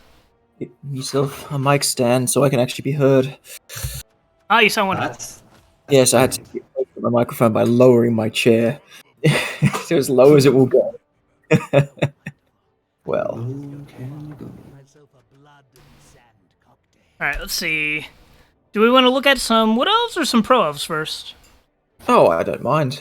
They're both I'm elves. quite excited by this Wood Elf game because this was one of the ones I looked at and I thought it was an interesting game. Oh yeah, this is the one my my mentee is the Chaos player in this one. Aha! Oh, I'm sorry, I missed it, Bob. There you go. I had the distinct pleasure of getting to watch the Chaos Mirror between Death Reigns and Doug the Minotaur, and Yeah. Doug 100% handed my mentee his ass. It was great. I mean, you know, it was very sad. I had to console my mentee. Yada yada. I was totally rooting for him. Is the stream Yeah, still playing? Sorry, not your it- stream. The Discord stream. Oh, is it spinning? I don't see anything. Might just be me. Oh, Let me stream has try and ended, run it now again. it says that. Discord stream. Is that better? Is it working now? There we go. Yeah, I see. Wonderful, wonderful. Okay, Also, that's actually better. Now I can react in real time as opposed to Yes, yes. a few moments Also, afterwards. I've bound my Twitch buttons so that whenever I alt tab, it goes back to the game, so I don't ever reveal Okay. any incriminating information on accident. Or the infinity screen, like I do every time. Oh yeah, Yeah. exactly. So before we But- start, I'd just like to say, like, you're a chaos team. Like, when you're playing against Woodies, and I think these Woodies, do they have kick? Yeah, Yes, they have kick, do. right? They do have kick. Do they? You like Front left, front That's left. such a painful thing to Oh, play yeah. against because you know Oh. your kick is going to be deep every time, Yep. right? You have to Yep. be telling yourself, how do I respond to a deep kick? Deep kick, Oh. shallow kick, freaking anywhere you leave a gap, there's going to be a blitz, and the Wood Elves are going Yeah. to come walking through and take the damn ball. It happens every game. And and most you annoyingly get about this strict rules Chaos as well. team, right? Most annoyingly is that his Chaos Warriors are more developed than mine, and I'm in Majors. Very beautiful Chaos Warriors. Yes, they are. Like- So, well, you say eliminate the elves, but like you're a chaos team. You're not really that bashy. so, That's the problem. Like, Don't yeah, have so like, tackle oh, yet. I have claw, but claw doesn't help against wood elves very much. I mean, maybe you can claw the tree, but okay. But step one is ignore the tree, so that's not allowed. Yeah, exactly. So you have this weird thing going on when you're playing like against a team like Woodies, which is like you are actually no bashier than any other team like Chaos. Like you're no bashier than Orcs. You're certainly no bashier than Dwarves or Norse or something. So like you don't have. So you know it's a traditional good counter matchup. The Yeah. Woodies versus Chaos. Like traditionally, Woodies do very well against Chaos. I love the Chevron, by the way. Yeah, I think Chevron's great here. I think it's Very good really pick. nice. It forces I will the Wood say- Elves to come down the middle. Yeah. Now, I will say one thing. I think the biggest tactical mistake so far is removing the dirty player from the field. Yes, I agree. agree. You should keep him. There's no reason. We're talking about like lack of bash, like how they're not good against Wood Elves. Armor 7, dirty player is amazing. And And there's no reason. if a War Dancer ends up on the ground because it fails a leap, you foul it. yeah. Also, And I dirty don't know player's how- the best kill skill. 100%. You'll get more kills out of dirty player than anything else, probably. Yeah. Interesting. We're not Blocks. Block. I'm very curious as to why the War Dance is in the line. But that's fine. Yeah. Okay, we are pushing All carrier blitz. really hard. Yeah. But this, That's the wrong square. That was the wrong square. Yeah. Right. Should have and gone you there and also- you could just walk through, no dodge. Yeah. But yeah, this is really aggressive, by the way, because this is setting up to score in 2 turns. Yeah. And This is Woody's. well, this is you say absolutely it's Woody's, but like, if you go score in 2 turns as Woody's, what you're actually saying to the opponent is, I think I can score more. I think I can score 4 or 5 against you because. Yeah. Oh, that's not the right square either. We should have had that guy. Ah, no, this is fine. Never mind. Sorry. Okay. Yeah. Because if you think about like what you can do as Woodies instead of going for the quick 2-turn score is you can basically kind of semi-retreat and try and stall kind of behind or because I think you do this. It's even against Woodies you can force them in from here. Like you can do a lot of work just push in and force them in. This is absolutely going to be a fast score, but also, so this is the thing that you get specifically against Woodies and why having really flat defenses is a bad idea.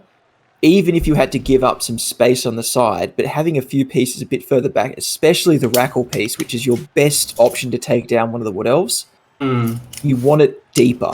You've got to be a bit deeper because if they go deep like this, if they manage to break through, and and we saw how they did, right? They had to go through the middle. It's like, well, but the movement they've got, they just come streaming in.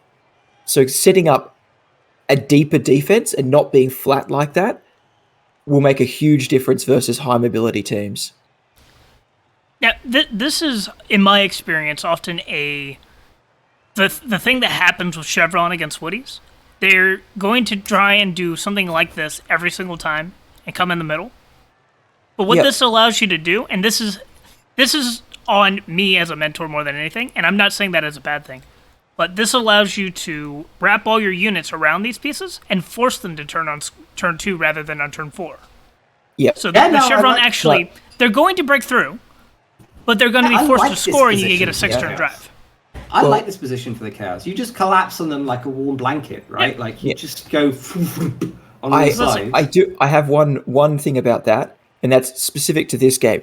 If this was a less well-developed Wood Elf team, I would absolutely agree with you.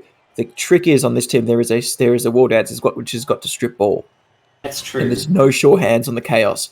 So if I were the Woodies, my plan would be score straight away, get onto defense, and then just cage dive and sack the Chaos every chance I got, and then just score. Like it, you see, Wood Elf games go 6-0 for that reason. Absolutely. Yeah, Because I agree, that's what they except do. That's kind of the Chaos, nature like, you don't of... care if you lose. Sorry, go on. That's just kind of the nature of the young Chaos versus young Wood Elves, though. Like, that's almost always going to happen. And really, here you're looking for SPP, you're looking for a tie game. Sometimes you kill enough Wood Elves that you win.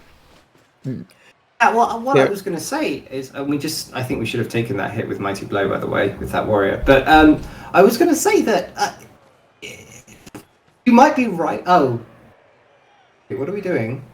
I'm confused. Oh, we're taking a hit with Rackle instead. Okay, then I'll do like taking the hit with Mighty Blow rather than the hit with Rackle. But yes, now what I was going to say was, I guess we're getting tackle on the ball. It's not terrible, but it's still just a 2+. You want them to score in 2 turns as the Chaos too, because you eventually do have to score against the strip ball. You have to find some answer to the strip ball. So like saying, oh, well, you don't want to let them 2-turn. Well, what are your alternatives? If they 8-turn, you're also in trouble. You still have your own offensive drive where they've got a strip ball war dancer. At some point, you just have to just suck it up and say, I'm going to keep the ball protected. I have some guard. I had a really interesting thing the other day. In fact, I got to talk to MB Carmack. He's a Wood Elf coach who's previously been in Tier 1, although he's recently dropped some tiers. And he was in my Division 3 last season, and we played some games. And then I ran into him in CCL. And we had a really interesting game where I was in a dominant position but I was lizards without sure hands against this triple war dancer, and from a position where I really should have won the game, I ended up losing it. And he came into the chat and we talked about it afterwards, which was really nice of him. He gave me the time to talk about the game with him, and he said, you know, you can protect the ball against leap by like controlling the space in front of the war dancer. Like you can make it really hard for the war dancer to get to the ball. Just because you don't have sure hands doesn't make it impossible to protect the ball. So it's hard work, but you can do it. Yeah. So, as a reference, like if we were to draw this out, let's say we're on the sideline, we have red as the ball carrier, and we got some screening pieces in blue. We could screen off as well, like further up.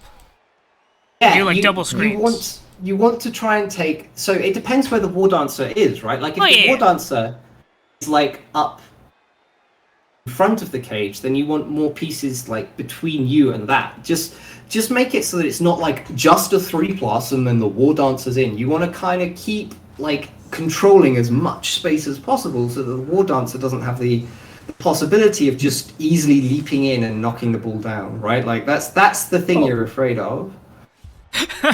Yeah. Translation. I mean, you need your whole team to block one woody boy. Yes. Honestly, it is. It's like that. It really is. Absolutely. But it's a bit. Yeah. Anyway, the main point I was trying to get at there is that when we did that last drive on the defense, honestly, just shifting that chevron back one set of squares would have made a difference and actually enabled the chaos to fully wrap that. You're not wrong, to be fair. You're not wrong. Can we pause that's here for a all. second? Can we look at this? So what has just happened is we've just had a quick snap. The ball is all the way down here, like it's miles away from everything, right? The ball is basically in a terrible position. Mm-hmm. The space that I want to control as the chaos is the space, not that space, is the space right in the middle of the pitch. The space here. I want multiple pieces, space there and back and further back. So that big square between like the line of scrimmage and the eye symbol. So that whole space there, I want to try and protect as much of that space as possible. I want as many of my pieces as possible, because next turn you know what's going to happen. The woodies are going to find some space to come through your lines, and they're going to pour a bunch of pieces through, and they're going to try and cut you off from the ball. If you already have a bunch of pieces here in that area, you have a place where the ball can come to that is relatively well protected. So that the battle is actually about this central space here. That's the real squares where the battle will happen. So you need to control that space so that you have somewhere to bring the ball into next turn. I'd also keep up that idea of having a deep defense though, so you can't get run around. Yeah. And also with the quick snap, I understand wanting to punch things, but I really feel like you should have stepped off that. Like you should have just stepped off and just left the tree. There's a 1 in 60 that tree. That was a terrible block. You have two block pieces right here. Hit with them. Yeah. Number of points. One, D should not be on the line there. Something else should be. Two, with the quick snap, you should have moved. The pieces that were on the tree should have moved off. Yeah, and the pieces that were on the line should have moved back a square. They should have come back. Back a square or to the right one. If you move both of these to the right, you get two die blocks on the wood elves, and you ignore the tree. Yeah, that's what. Oh, hey, Trunk.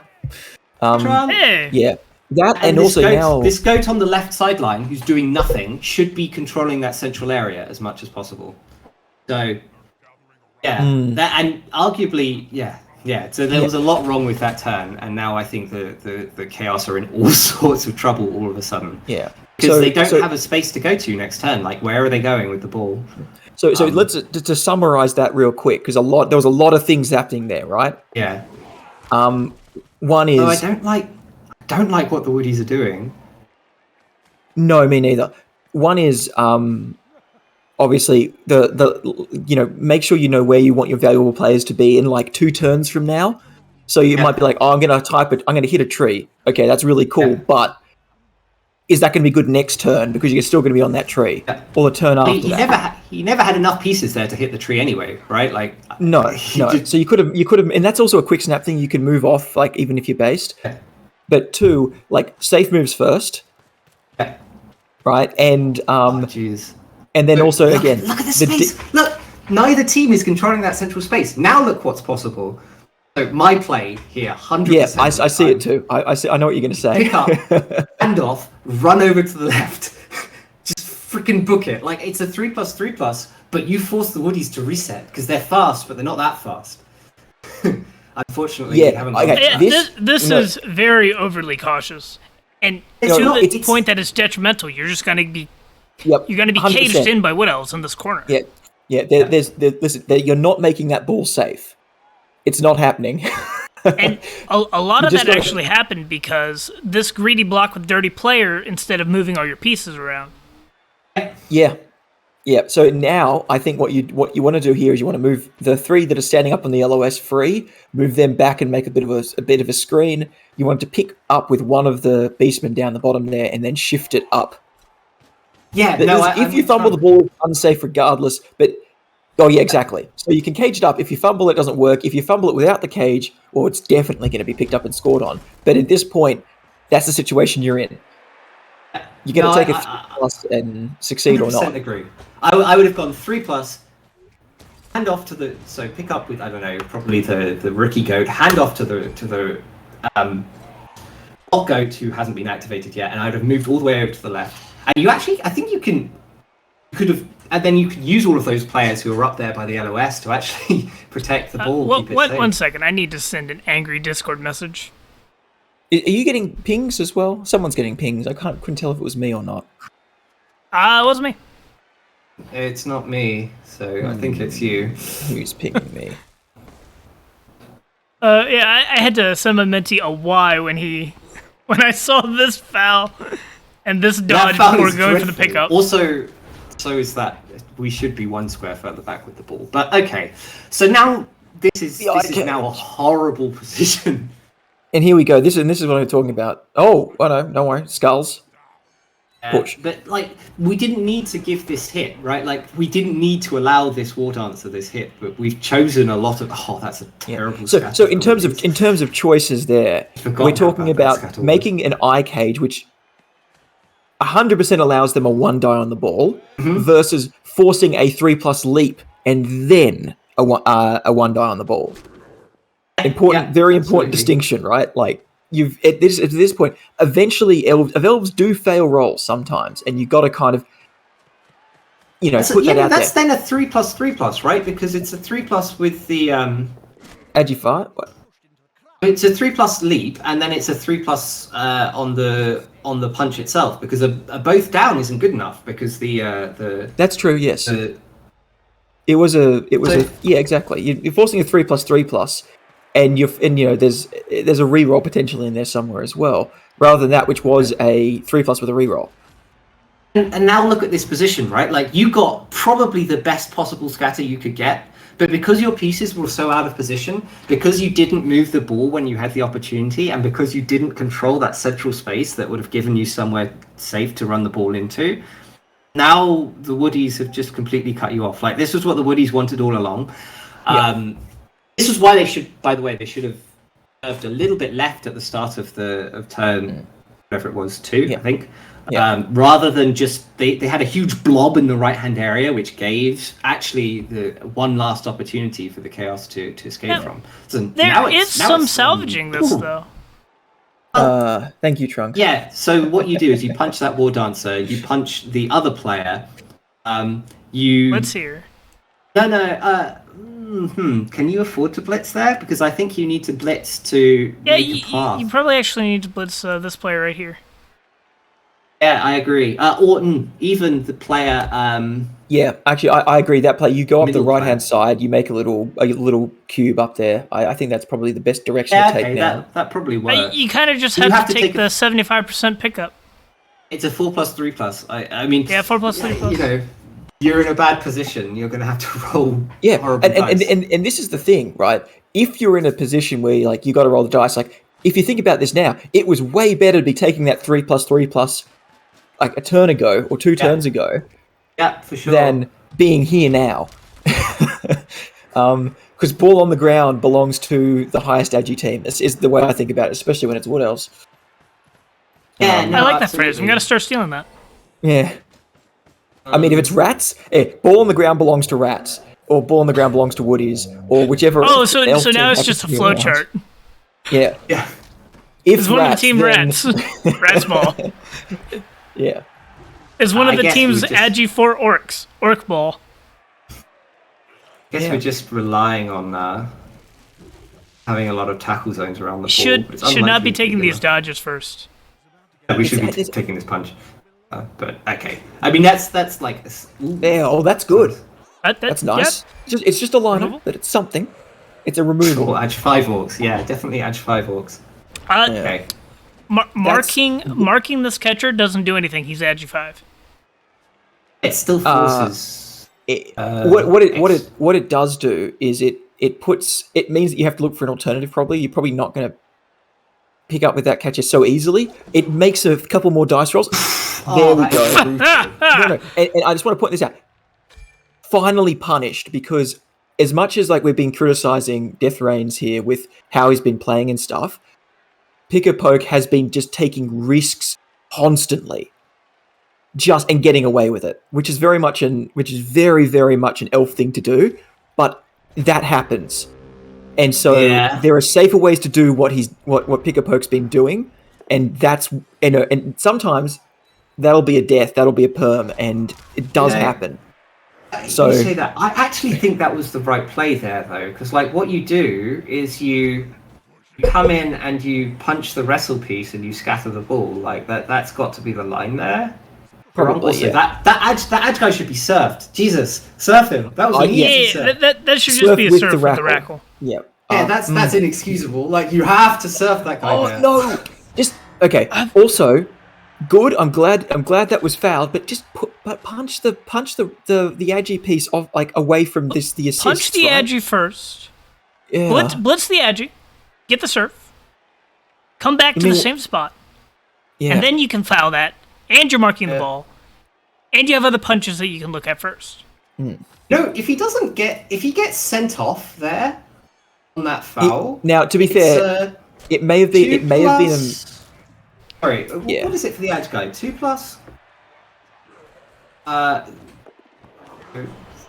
2, 3, 2 plus, 4 plus, 4 plus, 2 plus, 2 plus to score, and Yeah. like a bunch of those have an inbuilt reroll. So like you are risking a certain amount. In that What? Oh, no. Why? I, You have actually, I 3 don't- turns. yeah, I don't It's not hate terrible, it. but you could have Yeah. again, like these Wood Elves. How much these Wood Elves have enough movement to pick that ball up, right? The tree can just Yeah. go over and mark it. Then you're Yeah. always picking up on a 4+. Yeah. And listen, I've done this before. Sometimes you just need to take a deep breath and go, okay, I'm gonna wait, like just a Yeah. little bit, just wait a bit. I understand though. I've been here. How far can the Rackle Goat get with the ball? So 1, 2, 3, 4, 5, 6. So he can be, yeah. So he has enough movement to get all the way up the pitch in 3 turns. Yeah, I don't blame it. It is. Problem- I've been the there. I've problem done was- this. But it was a huge risk to take to put that ball, on the ground like that, right? Yeah, the problem with not going for the pass though is it's actually almost impossible to both move the ball up the pitch to a place where you're in position to score in 3 turns, because could've you done it with actually a don't warrior. have any spare movement at all. Like any square less than where the Raffle Goat is currently standing is GFI. So he had to be in at least that square this turn. Yep. And you but couldn't what about- screen the ball there. Like it was very easy for the elves to get a 2 dice on that Rackle guy if he just stood there with the ball. I can sort of understand it from that perspective if you're worried about like the number of turns left in the drive. But you're right that it was a big risk.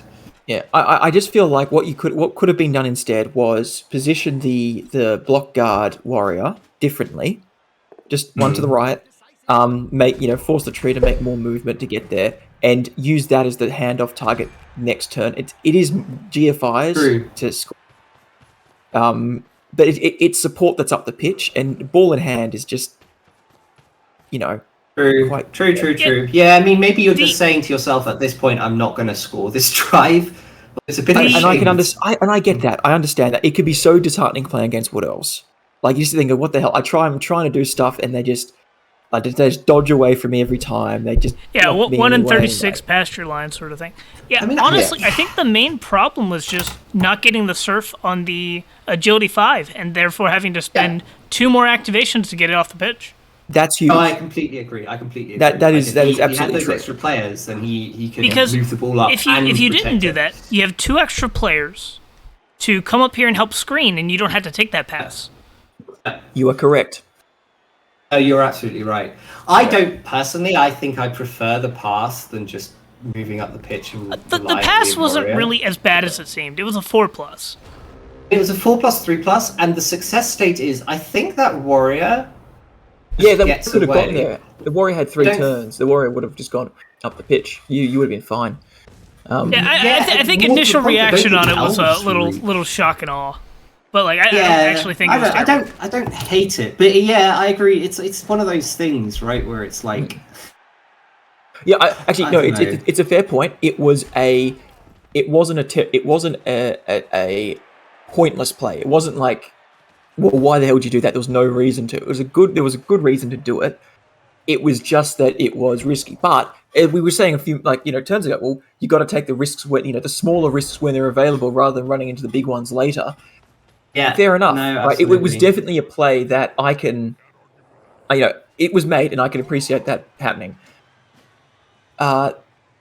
This is And an this is just interesting Woody's turn. trying to do Woody's. It's fun. This You've is got a the really blitz. interesting turn. Like You've we got the are. blitz with the. Yeah, I like leaving a few players unactivated here. So if we get the scatter off the pitch and it goes up to one of to that goat up there, which it didn't, but if it did, I think my main problem is we should have moved a piece. You should have put Can a we get a scoring piece in threat scoring in there. range? No. To be fair, that's we couldn't. put No, we piece in couldn't. scoring range is something that it's difficult to get right, and to Yeah. keep the mindset around that when you're trying to think about how do I get pieces until you're playing a team that tends to have pieces left over. Yeah. It can be pretty tricky. Yeah. And I'm that's not one thing that Woodies are good at is always having a spare piece because they don't need Very all the pieces to fortunate. do things. Yeah. Yes, I say very fortunate. Oh, we didn't need to take that dodge, did we? Okay, now you surf. The I hope catch-up. this is now another you foul. surf the catch up, right? That's what you do. Do we need to take that dodge? I mean, I guess the Rattler is right on him, so he would probably have been knocked over anyway. But no, I like the dodge. I think. I think I like the dodge because otherwise you would have seen multiple surfs. Yeah. Now, how Yeah, no, you're right, how does you're this right, get surfed? No, Playing it, you, friend. no, yeah, you just put. Oh no, that's for the, Okay, we got there. We got there. Yeah, cool. Yeah, that's fine. You got there in the end, and there's going to be a foul on. Probably the War Dancer, right? It's a shame Yeah. our dirty player is pinned by the tree. Yes. It's okay, It's fine. It's just a shame. Yeah, just dunk. If anything, If it's you just got one making more sure that- square of run up there, that was a kill. Yeah, That's the way it works, is it? yeah. Oh yeah. No, don't you know? You have to RNG manipulation. Very important Yeah, in this yeah. game. You have to get your full movement before you foul. Also, So scoring. we can. It's important for so- good luck. That's the Chaos Drive. Let's see how this goes. This is also the Chaos Drive. Yeah, I know. That was the Chaos Drive, and now this is the Chaos Drive. So, and actually, Kicker's out? and out. reflecting on that, by the way, He is out, so we shouldn't be, I think, as the Wood Elves, setting up so biased to one side, because now if it's on the left and we get a blitz, we can't actually take proper advantage of it. yeah.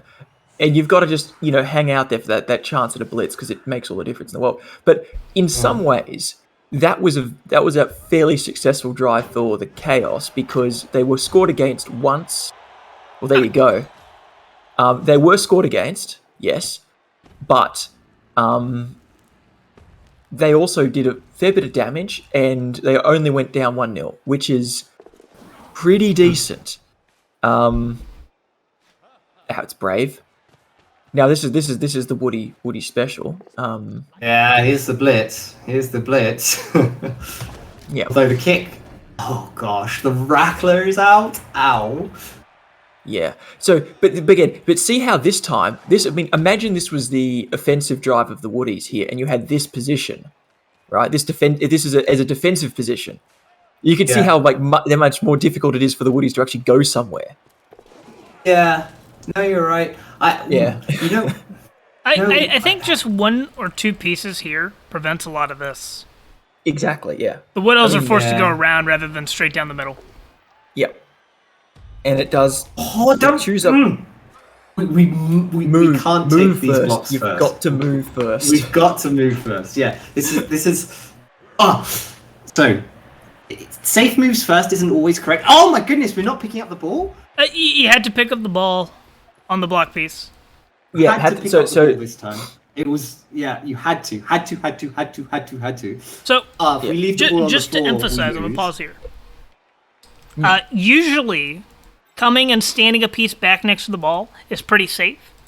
Against high agility teams like Wood Elves, somebody with an agility 5, Rats, if they're already this far into your pitch on turn 1, you can't afford to just stand next to the ball. Because if they get a 3+, they score. Yeah, Well, and this is the thing. There's another problem with it too, right? Which is that. Sorry to interrupt you. No, go for it. What happens next turn? Like next turn, it is so much better for you if the ball is already picked up because you're not sweating the pickup yourself. Like you can just say, okay, I have the ball, I can move to X area, right? Like I can just try and build. Whereas if you leave the ball on the ground, also this is terrible. What are we doing? No. Oh Okay, my god. so I want to just. It's okay. I taught him not to roll doubles. Okay. Yeah. Stop. So I want to throw something out there as well. There's a mistake that people that gets made here, right? Thinking I've got 3 players on the ball, right? Yeah. Therefore, it should be hard to pick up. Yeah. It's not that difficult to No. one die blitz something, push it onto the ball, and then all of a sudden there are no longer 3 tackle zones on that ball. You know what I would have done? What I would have liked to have done, if you're not picking up the ball, which I think is already wrong, is I would just like almost create kind of elf columns in front of the ball carrier. So the ball carrier is staring at the ball, and there's like a big old screen going on in that area between the elves and the ball carrier. Like I don't know exactly how it would look. Maybe not exactly elf columns, but some kind of screen there, so that they can't both. They only get 1 blitz a turn, right? So they can either blitz the screen, or they can like leap a guy over and blitz onto the guy staring at the ball. But then when they do that, they don't necessarily have easy recovery. So you say to yourself, okay, but I'm going to at least make something difficult for them, and that's unfortunate. But I don't hate the idea of screens here. I don't hate the idea of screens. There's just not enough players. Well, there would have been more players if we hadn't moved our dirty player up to foul. Like we have. What are you talking? That was the right play. It didn't roll doubles. We had 5 players who could have screened. We had 5 players who could have screened. Plus, potentially the warrior could have dodged off the tree, and maybe we re-roll that if we want to really make sure. But no, I think my mentee got flustered in this game. He was telling me about it. So a lot of it is getting flustered in the hard matchups. It's really hard to play against Woodies if you haven't played against them before. Absolutely. It feels like even if you have. hopeless. Even if you have. So that is possibly the best, second best scatter maybe, if you wanted to go up and land in the middle of the cage. But it's a pretty good scatter. That's a really nice scatter. But you still have problems, right? Like you still look at the series of dice that we just rolled here. That's totally reasonable, right? You have to expect that to be done. I would say that's pretty normal. Yeah, no, that's exactly what I'm saying. And that's what you have to get used to playing against Woodies, right? For me, if a ball's in a tackle zone, like I say, if a ball's in a tackle zone and I have a 4+ chance of picking that ball up, that ball is available, right? Yeah. Like you got 2 tackle zones, it's all 4+ pickup. I'm going for it every time. Yeah, I mean it's a 75% with a reroll, right? Like it's exactly more likely to work than that not. Ball up.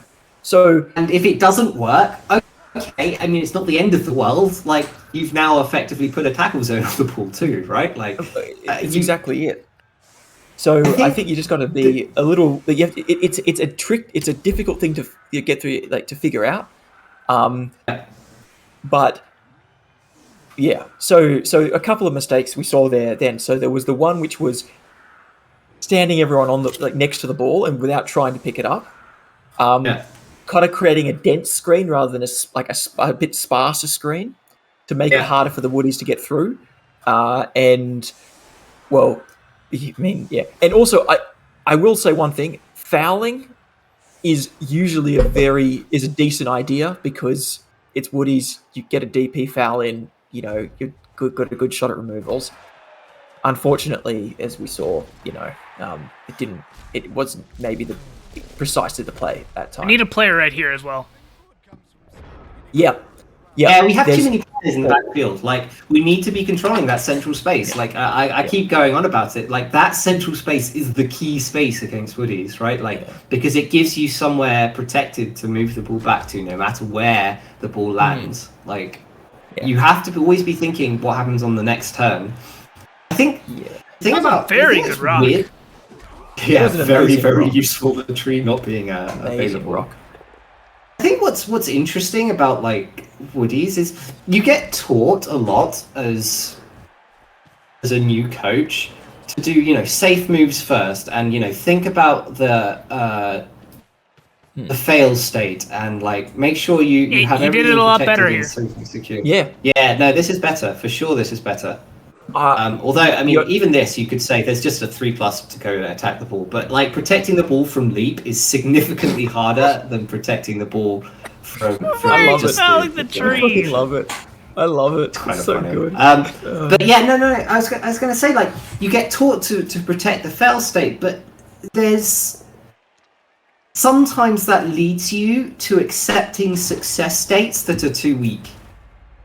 Because it's if a success state leaves, a very easy play on for the Woodies, you might have to start looking at things with worse fail states or that require more dice or that are in other ways worse, but which allow you to to, if it works, be in a good position, because it's no good making all your dice but still being screwed, right? Like that then you never gave yourself a chance in the first place. Just to paraphrase you real quick, Shanba, I absolutely love that thought. And just to paraphrase it into a nice, pretty sentence, don't cover a fail state so hard that you give up a success state. Yeah, I mean, something like that. That was really well said. I really liked that. Yeah, no, you're absolutely right. And that's exactly what you want to avoid doing. You don't want to just be going focusing so much on the dice that you're, focusing so much on the potential for things to go wrong that you totally remove the chance of something to go right. And I mean that's a Woodies mentality, right? Like, because Woodies, they know that I'm going to have to roll some dice, but I might win the game from it, right? Yeah, and that is this. And I mean, listen, Wood Elves are a top tier team at every level of development, and that there's a reason for that, right? Yeah, they're just. They roll dice. I don't like that GFI. Oh, we're fouling again. That's why. Because if we my main thing is this player here. Extra damage. I think I need to start illustrating this for Death Reigns a little better. Is he needs to start imagining lines of control in between his players when they're performing these screens. So when he moves this player, this orange piece, he's getting rid of this entire line of play, and the Wood Elves are able to just come in on the cage. Yeah. I mean, not only that, but if you look at where that player ends up and look at where he is versus the warrior, he's now 5 squares away from the warrior on the left, right? So now there is just, if you can somehow knock down that middle warrior, there's just a path almost right through, right? Like not that warrior. I'm talking about the middle warrior, right? So Oh, the guard warrior? yeah, I don't know if it's possible, but like I was trying to look at the leap in because like I was thinking about this thing with leap, right? The leap here, you can't quite get in. I think you can't just do a leap and then you're in, but it's really close. Yeah, you come around the back. Yeah, you're right. He just needs to stay in the back so that you can't get the leap in. Yep. And Yeah. the leap gets in? Strip ball? And red dice? all you have to do there is if you cut one corner there, you're getting in very easily. Yeah. Yeah. Yeah. And I'd also like to just point out one other thing. Oops. Pointing out one other thing. With this system is that we saw, because we were talking in the last game. He had a bribe. Never mind, real quick. Fouling every turn like he has been, I've been trying to get him to use his bribes far more aggressively when they're working. So like, he's doing fine. I didn't realize he had a bribe. That's okay. I understand why he's doing that, but it's a definite overcorrection in this case. Right here, it's a little over aggressive taking this foul, but all the other ones are now completely fine. I think. Oh no, except the tree one last turn. The tree one was really unnecessary.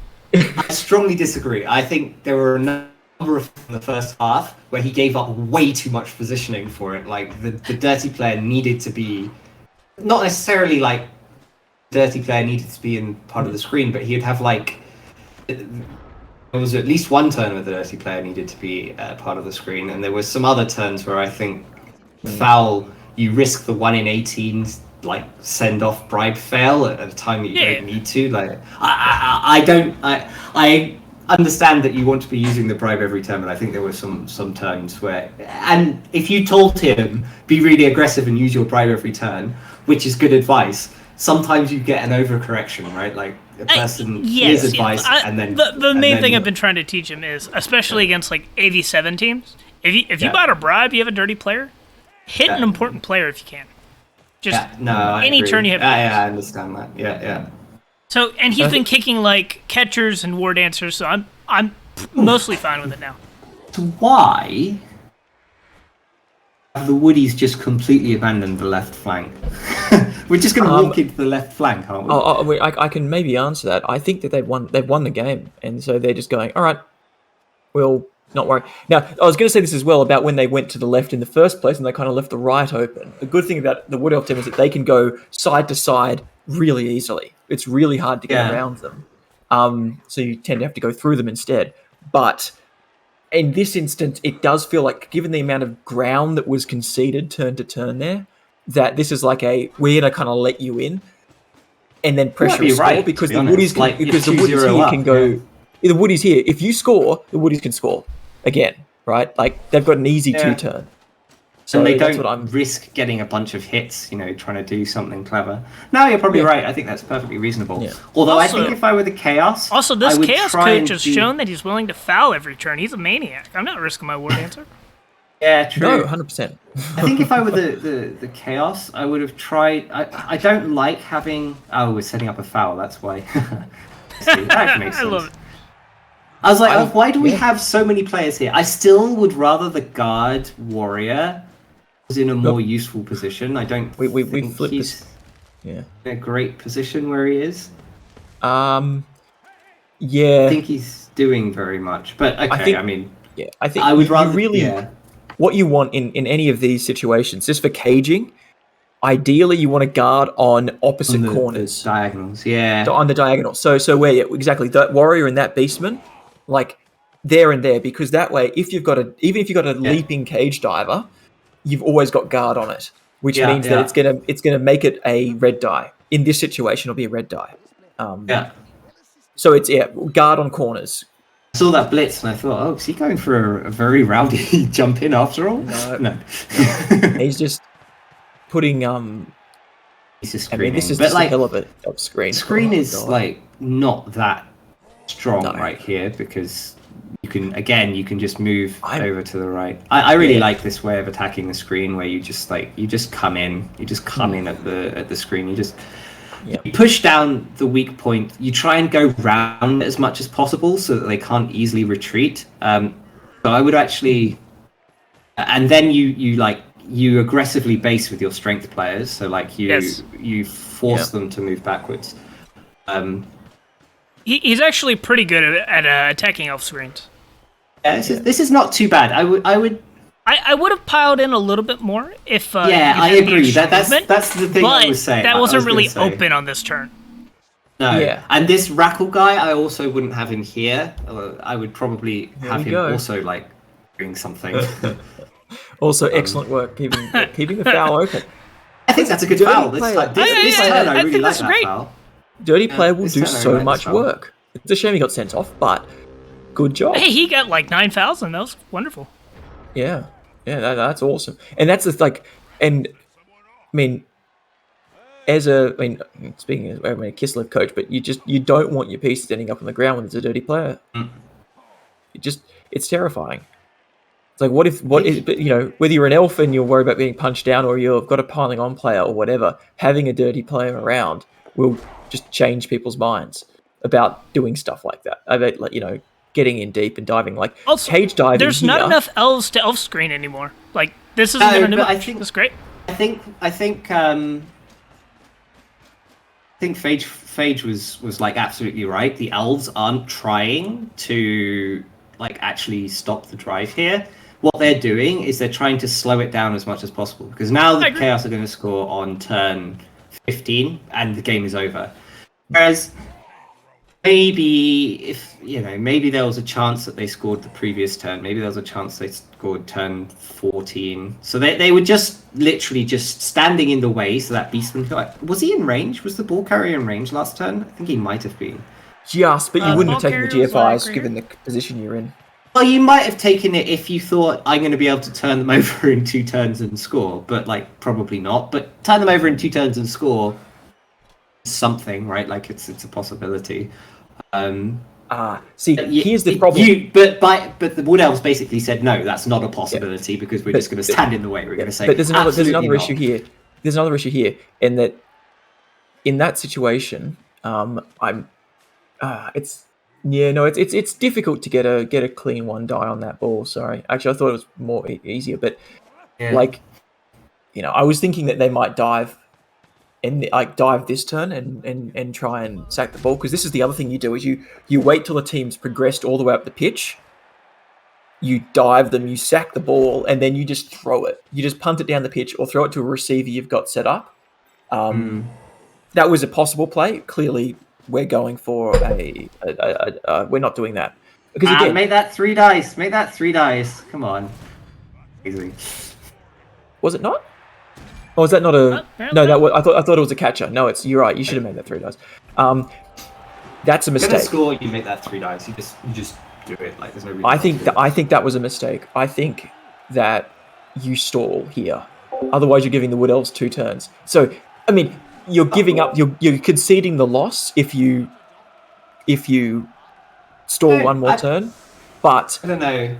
it depends if you're happy to take the risk in order to. Oh, and actually, you know what? The Woodies have a grab tree and a 1. Don't worry about me. Ignore me. Like that's what grab tree. I don't know. I don't these think matches. it really matters either way. Like I think you can score there. You can not score there. Up to you. Scoring there. Why was there a You touchback? maybe get more punches yourself, because the Woodies are going to come into you. Whereas if you don't score, the Woodies, if you stall, Changing the Woodies weather. will just run Changing away. weather happened. Is that it? What were the Yeah. scatter dice? They must have been massive. I mean, again, Well, I know it's changing double, weather, but- changing weather adds an additional scatter. Yeah, it Kickoff. was maximum. There you go. Fair enough. Okay, I just wanted to check that because we had the same thing happen in another game. I'm like, wow, it's happening a lot. It does suck when it happens. Like, to be fair, it hurts. But I would have described this from the Chaos point of view. This is more of a development game than one you're gonna win most of the time, anyways. Like if you Yeah. can get a lot of removals early, if you can get ahead early, you can win this game. But with 1 tackle piece, 1 mighty blow, it's very difficult. Yeah, I mean, and I'll be honest. This is exactly the same way my game versus Wood Elves went this week. It ended up at 3. It ended up 3-1. I scraped a score in somehow in the first half, and then I just got countered heavily on my offensive drive, and I went 3-1. I think, yeah. you say that, but I think the Chaos actually had some opportunities this game. They really, the drive that they should look back on and say we had chances was... What? Wow.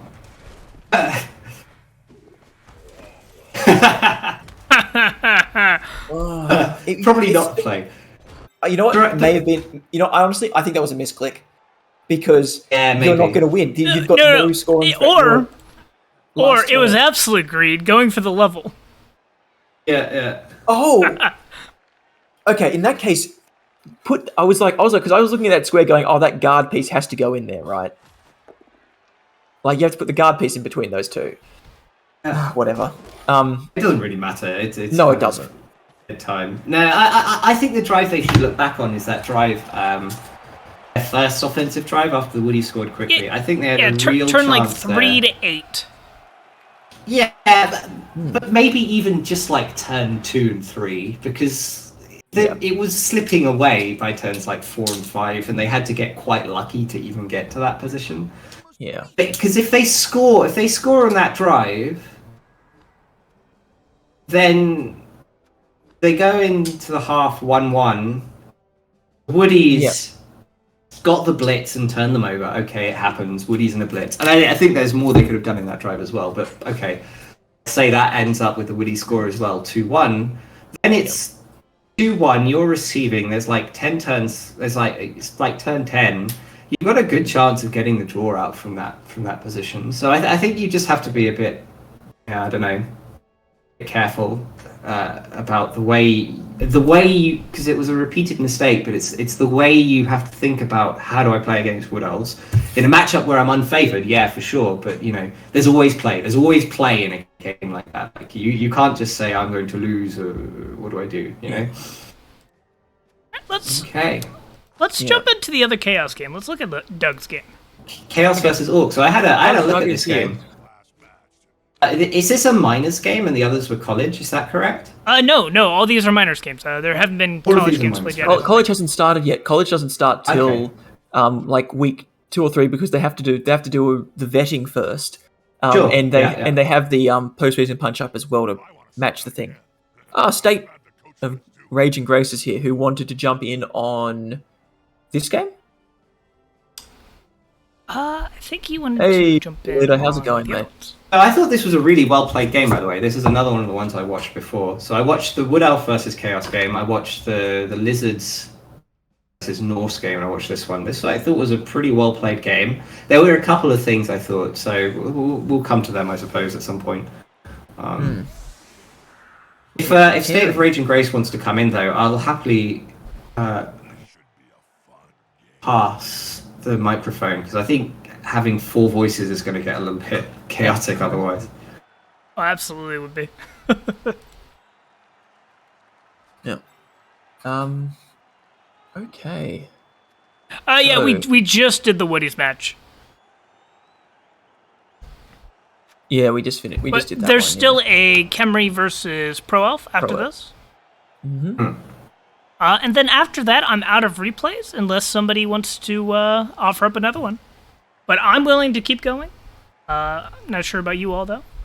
But you're all welcome to stay around as long as you want. I'm fine. I mean, it's only just gone 8 a.m. here, so I'm having a blast, mate. Loads of time in the rest of my day. Just looking at the teams real quick. These are 2 very well developed teams.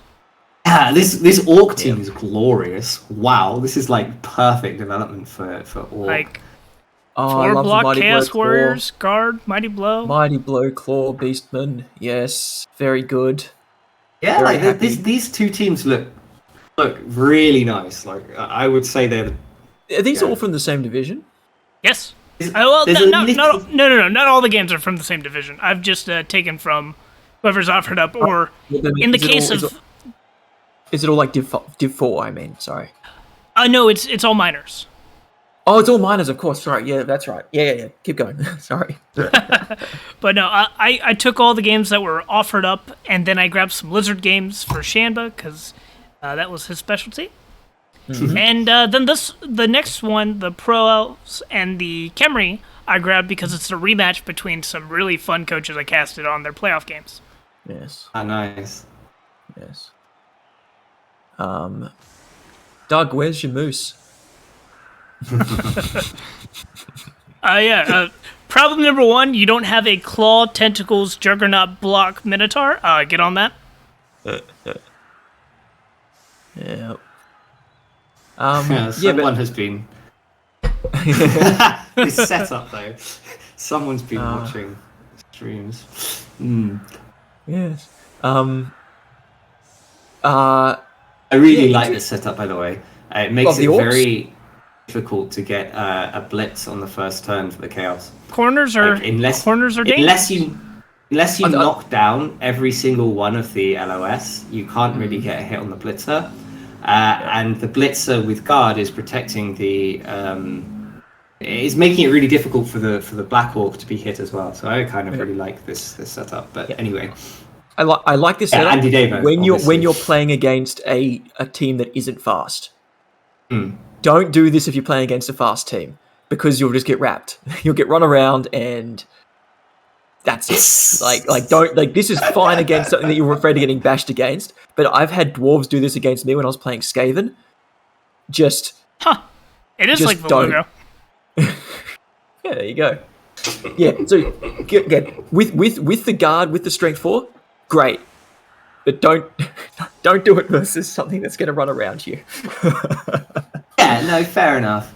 Although, I mean, even if stuff is going to run around you, you can again say, I'm okay if you go past me on turn 2, as long as I can recover and force you in quickly. Like, I don't know. Yeah. Just play for the 2-1 grind. The reason I say that is because there is enough room on the side here to fit the ball carrier and a screen. Yeah, true. That kick, by the way, great. In case anyone is wondering, the difference between why you don't try and pick this ball up this turn versus when you were playing the Woodies game is the Woodies would come and, get the ball. The Orcs aren't going to come and get the ball. And if you fail that pickup, because it's a GFI as well, it was to get to that ball. If you fail that pickup and the ball scatters up the pitch, then it's the Orcs' offensive drive and not yours. Yeah. I will say that the difference between this Orc team and the other one that we saw earlier is that this one doesn't have any ageForge or a thrower, I don't think. Yeah. Can't see a thrower. So we are going to get a hit on the blitzer after all. Yeah, no, this is good. And then it jumps back to protect it. Yeah. Yep. Oh, this is more or less perfect so far, I think. Yeah. If we're lucky, we might see a dirty player against dirty player, and they're both gone. Right. Yeah, throws on the bench. I think thrower on the bench is what you want to do on your defensive drive. You want to have the 3 linos to put on the LOS. Yep, agreed. Makes perfect sense. And the other thing that's well done here that's worth mentioning is that check the distances that you're running with your blitzers, and this can also affect how you set up as well in defense. Greed reroll. I guess we had a 4-3 roll. I suppose it's fine.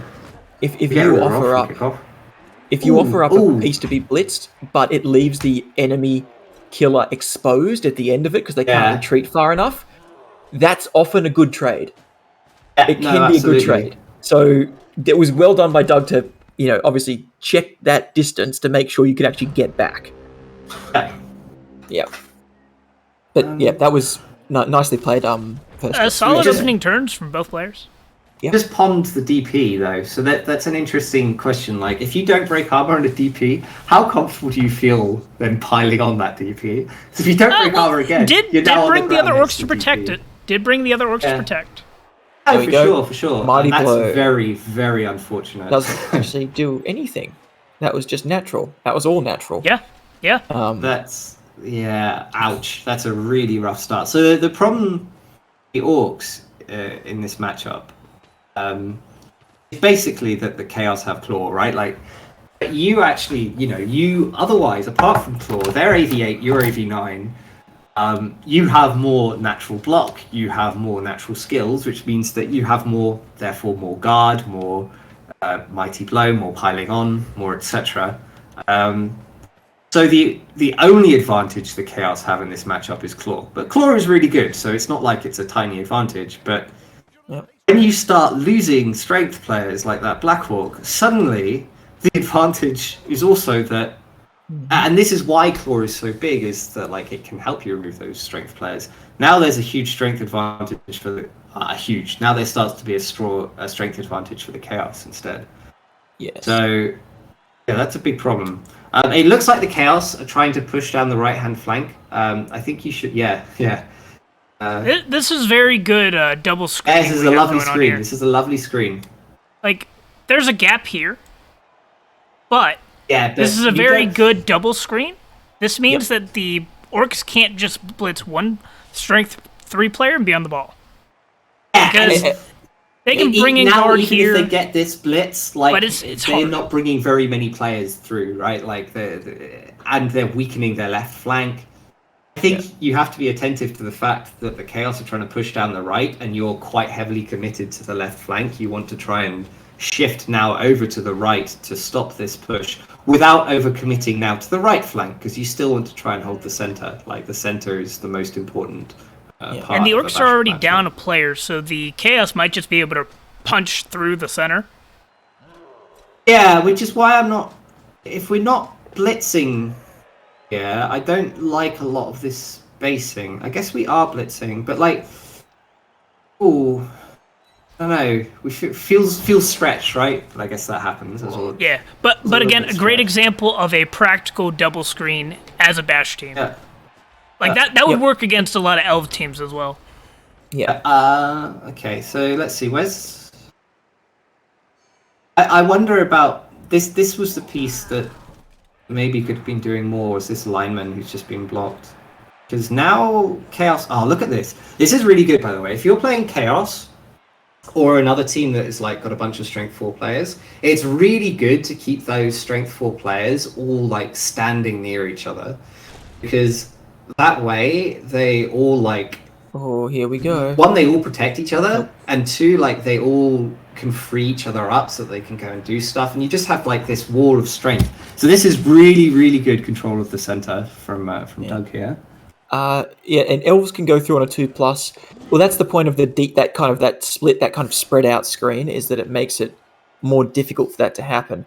And even if one elf can get around, it's hard for multiple elves to get around. And to be clear, there was a gap in that double screen, but because they're against the bash team.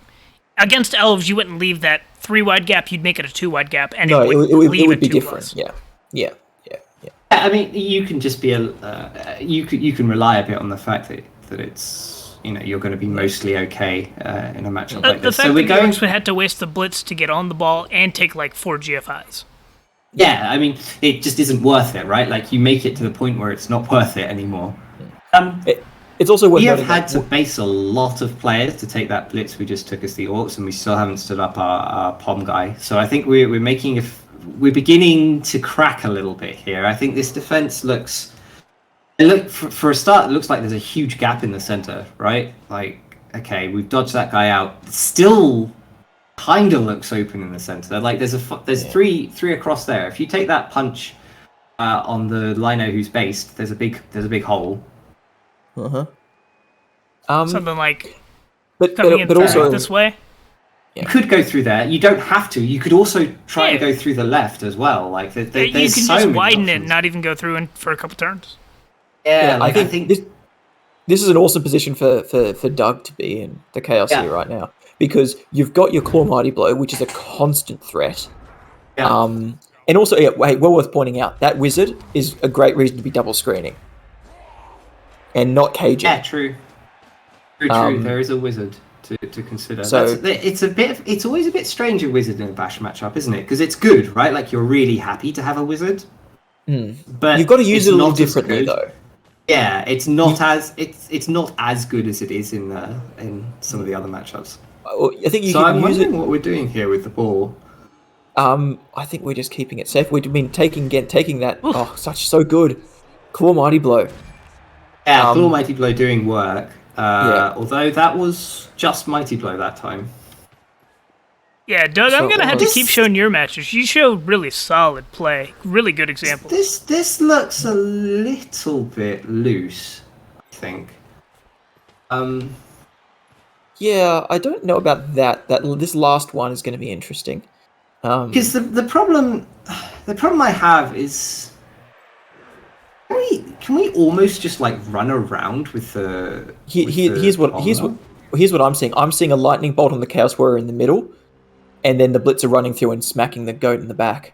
Ooh. Yeah, Oh, or that's that. even better. Is it though? Or that. I don't think so. Listen, I think you had to get lucky there. Yeah, Like- no, I agree. I don't like that. I don't like that fireball at all. Well- Because even if you get it, like, it's not like the best. I would argue that either of these corners going down or the ball carrier going down opens up the ball. Because that's what Fair we saw enough. there. That was one GFI. Here, if GFI only this for piece one went down, dice, though. you punch away the goat, run through this way. You know what? I don't hate it though. I think that's a situation. I do it. It's definitely fine. I think that's a pretty decent fireball. That's not one I would have taken, mainly because I wouldn't have seen that. But I don't hate that fireball at all. No, listen, The and problem also is, four, like, even four-person now fireballs you've are gonna go. succeeded, right? Like, you've knocked the ball over. Now what, right? Like, where's your recovery? How do you get... Yeah, like I think that's a fair point. I think The for that Chaos reason, are just going to blitz off your Pommer next turn. Probably with Claw, to be honest. No, the Claw's on the Blackhawk. But they'll blitz off your Pommer, and they'll pick up the ball, and you won't have a Wizard, and you'll have achieved nothing. I think if you want to go for that play, you should have the conception of both what happens if I succeed, right? Like, you need to be aware of the fact that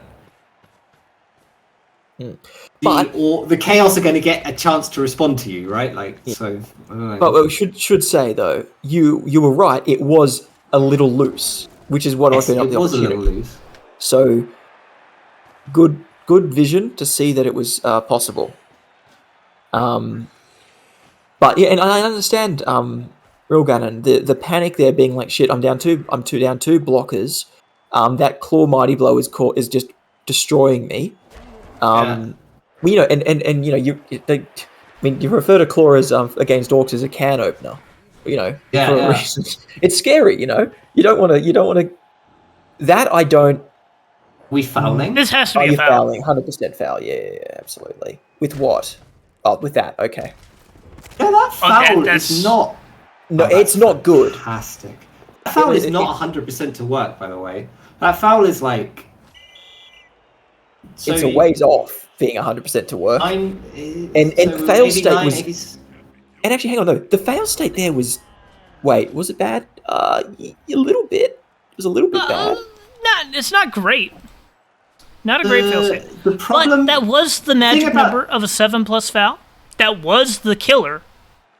Yeah, I mean, I getting don't the foul on the hate it. killer, you can't hate it, can you?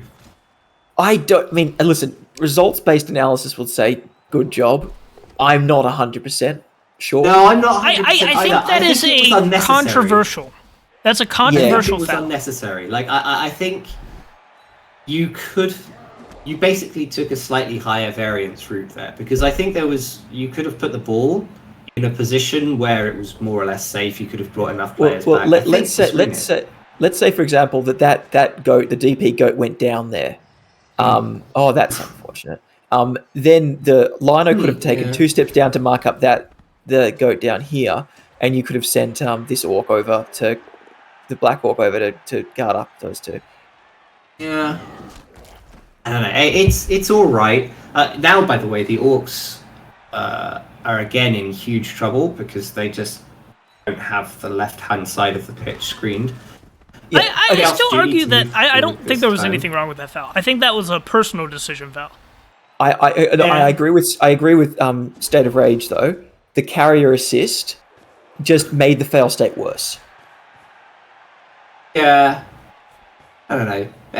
The problem is, like, if you think about the way variance works in a game, you want to increase variance when you are the player who is behind. This is the way I think about it, because if there's like a huge range of outcomes from I crush the game to I get crushed, right? And you think the way the game is going currently is I lose slightly. If you make a high variance action, It moves a lot in either direction, but moving a lot in either direction is good for you in that respect because There's more upside to downside. there's more upside than downside. It's like in a bell curve, you then get more of the bell curve for yourself, right? Like because it was previously in the other direction. So you want to widen the bell curve of possibilities because you're far to the left of it, right? I don't know if that makes sense. I can draw a picture of someone. I exactly understand. I agree with that statement. Yeah, I get you. I get you. The thing is that fouling in general is high variance, right? Like there's a huge range of possibilities, and when you foul, there's a chance you get sent off. There's a chance they get Kaz. Both of those things make a huge impact on the game because being down players is like a massive thing, right? Like it really impacts you a lot if you're down players. The Orcs have done their best here. This isn't quite good enough. I think the Chaos is going to go and score.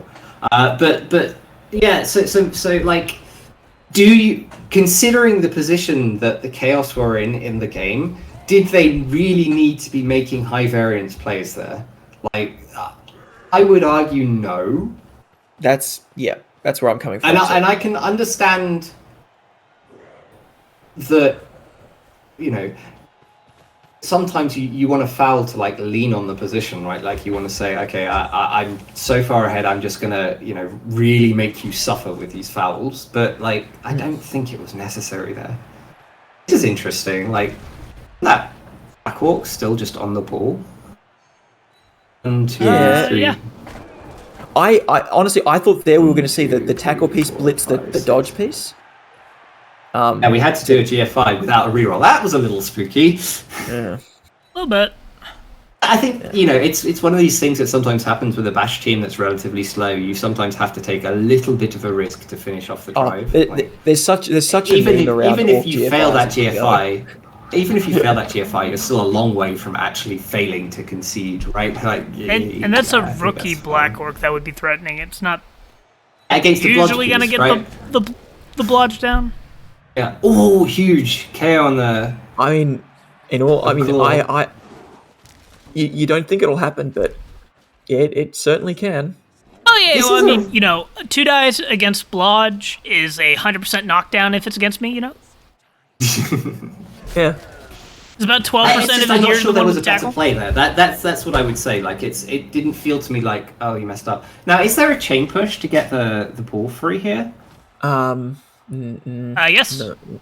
Yeah. I think so. Yeah. Are we going for it? Looks like we're already going for it. Yeah. This should be boop. Yeah. This guy around the back, and no, we're not going for it.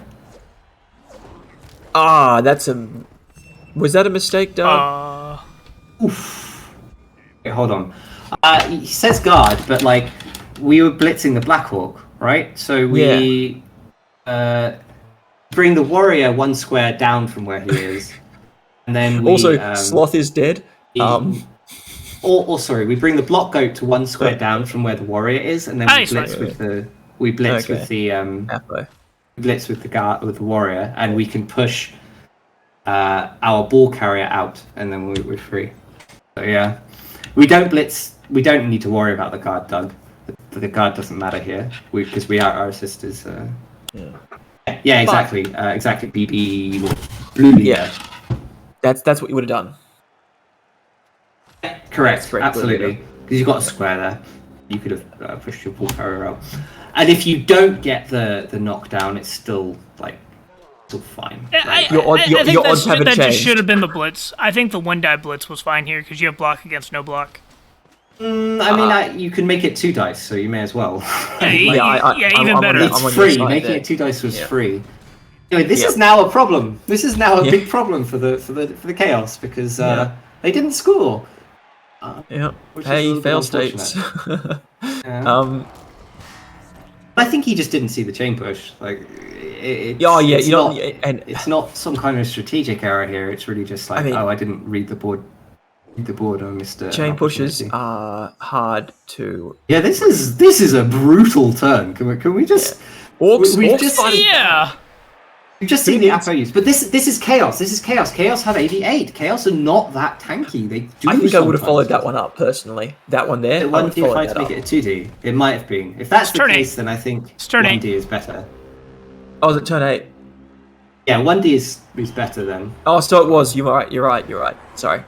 And this is my failing. I have misread turn timers in my last 2 games. Like I've messed that up. So You know, go. that's a hard one. You know, it The takes classic some turn coaches 17 years sword. to develop the ability to decipher turn 1 from turn 3.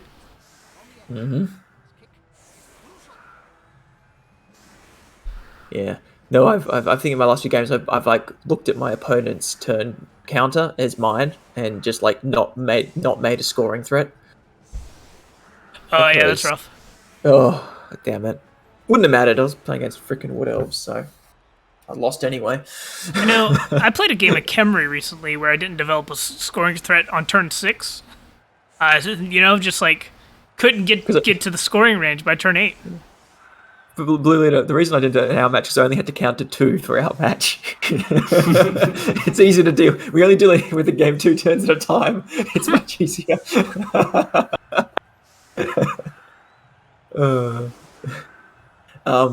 Yeah. It's. I mean, it's also a very different thing. You have to think that the matchup matters so much. Oh no. Okay, Doug, let's go. Okay. Oh no, do you perfect defense yourself? No, I don't think you get too aggressive here because you don't have the strength and guard to deny a lot of hits to the Orcs. Yeah, the Orcs have too much guard. Yeah, Yeah. That's my read. Is the Orcs have too much guard to do this? But we'll see. I think If you the Orcs have might be able like to knock one everything more down. guard warrior, you can be more aggressive on one of the flanks. But I don't Yeah. committing Also to down a basically warrior, an by orc the way. line.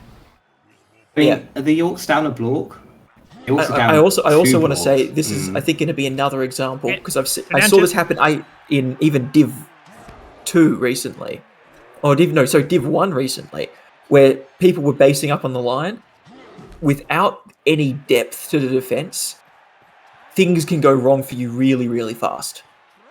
And there's just not enough depth to this defense, and that's just something I'm noticing quite often in the last couple of games I've watched. Not even in minors, and even Div 1, like I'm saying, Div 1, people are making this mistake. So it's not. But we did get punished for basing up the line Yes. here. Yeah.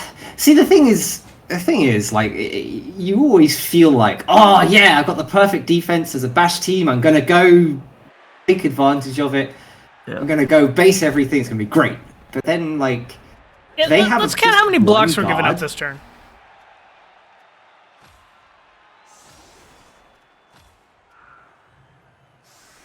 Because It's a tough one. Even if you have like 1, a lot 2, of strength. 3, 4, 5, 6, 7, 8 blocks and the blitz. You can't take all 8 blocks. I think there is just about enough to prevent. I think at least one of the lino on the end. I don't think he gets a block. The one who's surrounded by 2 Chaos Warriors, one of whom has guard.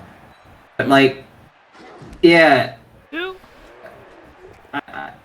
I think you just it's one of those things where you think like I have so many players, I'm gonna go do stuff with them because I got the perfect defense. But even just one guard, like if your opponent has even just one guard, they're going to be able to punish you for this kind of stuff a lot of the time. I don't know.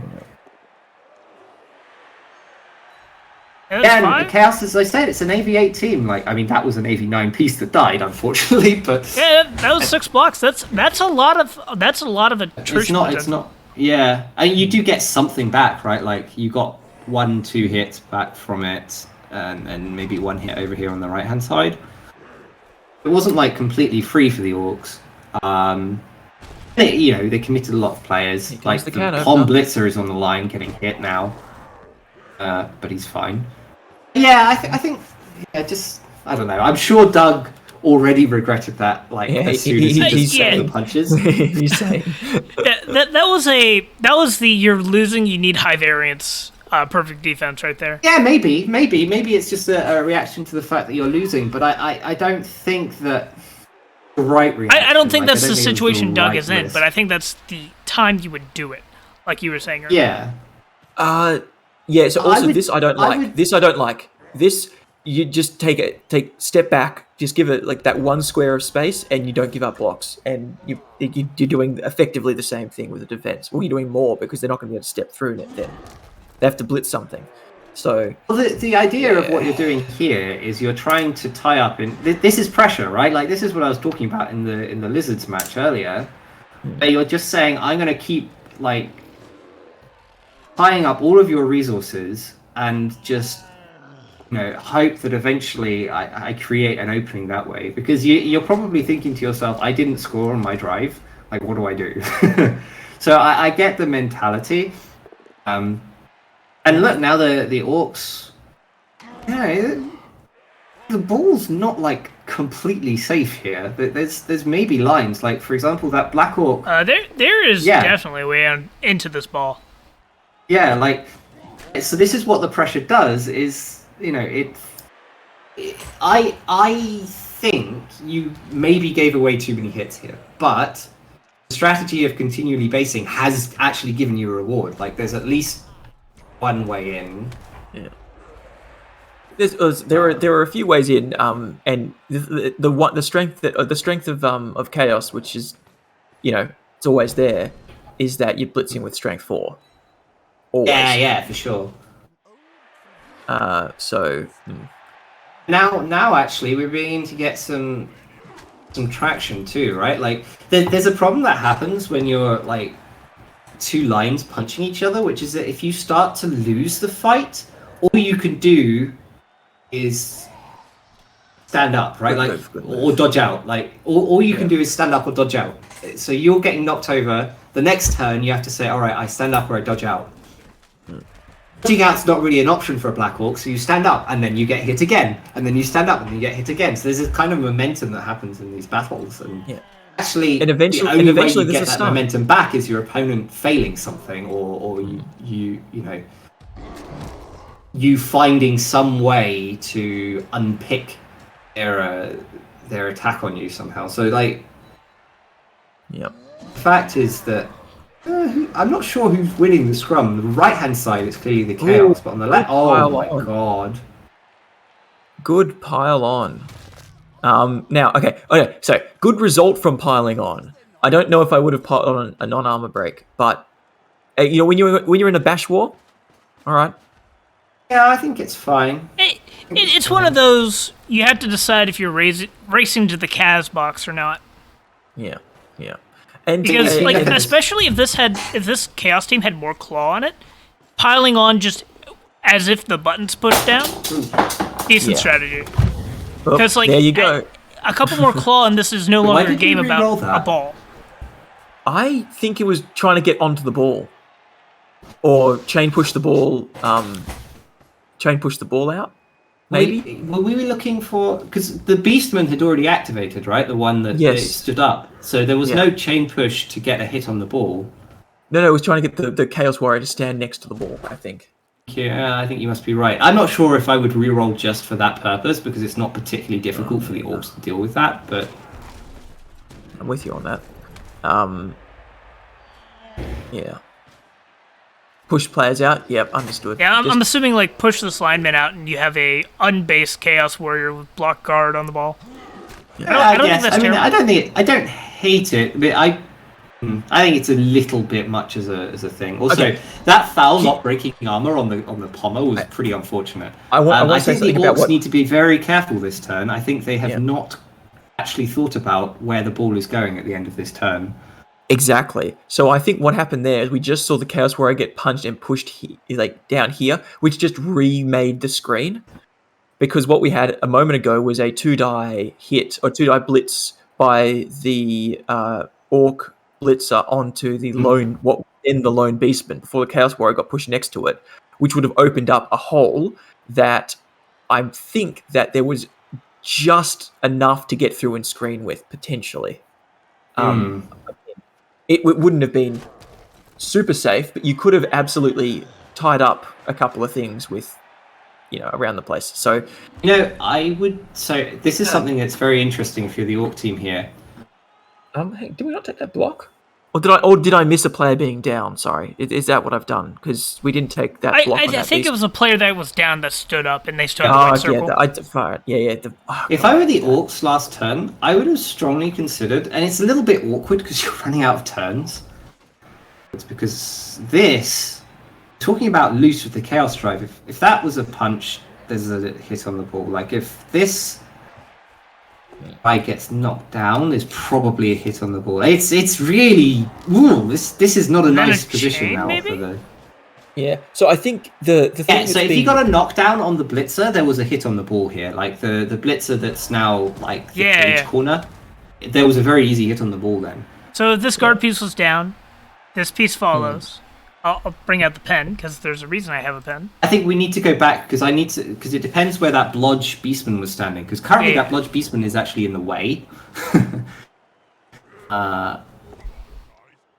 Did hang on, and also I this the so if DP you Lino.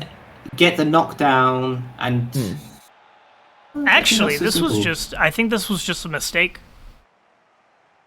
Because what should happen is this piece stands up.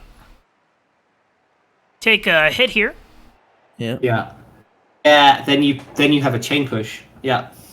Chain push, and this can go here. Yeah. Then the warrior comes in. It's only a 1D because of guard. It's a 1D, but that's still a. Yeah, it's still a good. I think that's worthwhile. Yeah. I also think You can also down, make right? it a 2-die if you get taking this that knockdown hit, after. Yeah. Yeah. I also I feel agree. like I this think that was a this mistake. orc lino here should be standing on the warrior, not leaving. Yeah, it I think I agree. And this is what I'm saying. This is why I think you had to consider moving the ball backwards last turn. And it's really awkward because you're thinking, I'm not going to score if I move the ball backwards. And maybe you're right. Yeah. But at the same time, there had to be a play on the ball there. Like, you look at that position, it's like, there's got to be something. There's no way this ball is safe. I think minimum there was a 3+, right? Like, there was minimum a 3+. Just, like, dodge out with the goat at the back, maybe? I don't know. But, like... Yeah. Yes, I think awkward. Nice. So I think that one of the things that what we've seen is we've seen a lot of like kind of play on the line, and we didn't really see much movement. So I think one of the things when you're trying to break this line is you try and maybe shift a bit more side to side to try and pull players around. That way, when you do get a stun, you're kind of, like you're just making them, you're weakening the kind of the position a bit. Because they're just kind of like run into each other for a couple of turns here. Yeah. Okay, so I think the play you actually can go down the flank now, right? Like, you would have to risk a 3+ dodge out. I don't know how comfortable you are doing that, but if you make it, you can move down the flank. You push down you blitz the block guy. I don't know. It's a bit risky. Maybe it's not worth. But like the problem is you're not scoring otherwise. I think like you're just straight up not scoring. Yeah, but you can, if you can, I think, yeah, so I think you had to go forward here. I think it was, and I do actually kind of like the move to just be a little bit, like, move the ball to the right a bit, force the chaos to come around to the right-hand side. Yeah, it's a bit late, isn't it? Like, it is a bit late, that's what I'm saying. Like, this, if you did this kind of over the last couple of turns and just force them to move... Well, the problem for the orcs was that, like, in the previous turns, that black orc was stunned, and the lino just stood up last turn. Like, the right flank had completely collapsed for the orcs, and there were chaos players there, but there weren't orc players there. So, like, they didn't really have the option of going down the right-hand flank until this turn, I think. Well, so that's the thing. I think you could have made the option appear a bit earlier by pulling... Maybe, because but, we've been here for 4 turns already. Or 5 turns. Like, yeah, but like, what are you going to do? You're not going to just dodge all of your players off the line. Like, remember that there was a perfect defense at the start of this, where all of the players were committed, like, right at the start. Like, I don't know. I agree, but I think... what I'm saying is, I feel like the attack, like the way that Rilganon came at this, it was very kind of symmetric. Like you pushed evenly. And sometimes what you can do is if you push a bit hard on one side and you leave another side a little bit back, you can just kind of make the defense become asymmetric. And then you can find a weak point. But when you kind of keep a line up, you're kind of relying on stuns and stuff. You know what I'm saying? Do you know what I'm trying to say? I do see what you're saying. I just don't think that the right-hand flank was ever winnable for the Orcs. That's the thing. Like, I think if you were going to win a flank, it's the left one. And this is not good enough now. Like, you can't do this. You're now completely committed to some kind of passing play. Like, this is where I like to dodge out. This is also committing more to a 0-0 tie. Yeah, well, there's also just a straight up 3+ dodge for the ball, and then maybe the chaos win. Like, I don't know. This was why I liked dodging out the ball carrier last turn, because it never felt like you were going to be able to have another chance to move the ball forward. I don't know. So you taking the space that was kind of there on the left. Yeah, that's it. There you go. State of Rage and Grace is that's exactly it. The problem is, I don't like that kind of advice without specifics, because, like, if you just say you should be trying to do this... You're absolutely right. You're absolutely right. It like, there are specific actions that need to be taken, and it is difficult, but without going back and reviewing the entire thing, you're correct. That's my point. Like, if you want to go back through the entire game and say, here was the point where you should have done X, then I would agree with it, but, like, here... It's not clear to me, like, where was the point where... I don't think they really had a... I'm going to have to agree. I don't really think that I saw a clear point where they should have made a breakaway. That's my point. I have 14 or 15. I have one for you. It was right there, I think, was one. So if you want to talk about right that second, I think there, if the Black Orc follows up, there, we can see there's a path now for the line orc to come through. So I think here is the point. But it's turn 15. You have to make a scoring threat this turn. Like, you can't just... Like, this is the turn where you have to be in scoring range. So unfortunately, we didn't make a scoring threat, because I think we were trying to make one with the blitzer, and he fell over. Could this guard liner have gotten into range? Not easily, because he needs movement to move... 5, I think... Yeah, so he needs... From the halfway line, he needs 3 GFIs, so I think he couldn't make it. Yeah, he'd be one square short with 4 GFIs. Which is why the blitzer was used. Yeah, fair enough. Yeah, no, I think making the blitzer scoring threat was reasonable, but it didn't work. And unfortunately, Paul is so exposed here that he might even lose this game, which is a bit rough. I think he should have tried to, I don't know, at least put the ball somewhere first. Mm-hmm. But yeah. Oh my god. I think the Orcs had a really rough time. They were down 2 Black Orcs the entire game. Like, no, without doubt. Absolutely. And now the Chaos just pick up the ball and score, right? Like the claw piece is just there. You want to score on the claw. First, but, yeah, but this is the thing. Like, the lucky 1 die, it's like, but also, It was a lucky 1 die, but it was just preceded by a 2 die that failed. So I mean. Well, I think you can't. I think. You can't look at it like that. The chances are, if there's a safe opportunity, you go for it. You could have come. There's no fail safe but he wasn't able to get there. Like he couldn't get to the scoring place. You were trying to make a scoring threat first, and I'm not sure where you were going to put the thrower in the long term. Like, what was the actual plan for that? Not clear to me, but listen, I definitely think this was definitely a tough game, and as we said earlier on, Doug, high quality, right? Like, there was some good moves made. I wouldn't say that this was played poorly, which is why we're arguing so much about what we should have done. I thought this was the best game we've watched tonight, like, in terms of absolutely. There's a reason we're arguing about everything. Played very well. Exactly. There's been controversy this whole game because the game's at a high enough level that there is controversy. We've disagreed about the foul. We disagreed about the wizards. We've disagreed about the orc and the chaos attack options. Like, this was a very good game. Yeah, 100%. Absolutely. I mean, when I say I should have done this, that's what I would have tried to do, or what I would have done, or the way I would have thought about it. But I mean, yeah, well, I don't win every game, so too, right? Like, I also don't play Orcs or Chaos. Like, we should have done this, like there was with the Wood Elf game, for example. Yeah. Like, yeah, absolutely. I think this was a high quality game, and I wouldn't feel bad about either coach. I would not feel bad about the way you played it. No, I agree. I thought you made a lot of good players. Like, honestly, I think excuse at least half of these coaches are good enough to lose in the first round of playoffs, just like me. I've done that. I lost in the first round of playoffs. I played I've challenges lost. up. I've lost And the lost in the first second round round of of playoffs twice to the same person. Hey, look, we got a bot. Oh, it's our first bot. Nope, that's the second bot of the night. Oh, is it? Oh, okay. Well, there you go. I must have been Nope. getting coffee during the first one. Get out of here. Get Oh, yeah, no outta problem. here. The- We that don't reveal's need a your lot of kind fun. around here, you stupid butt. Oh my god. That Hey, sounds we're- like we're gonna- that sounds like I played a clip. Holy shit, that was wonderful. Real good on. Like, it was good. It was a good game, and honestly, Orcs. I don't understand. I struggle with slow teams. So well done.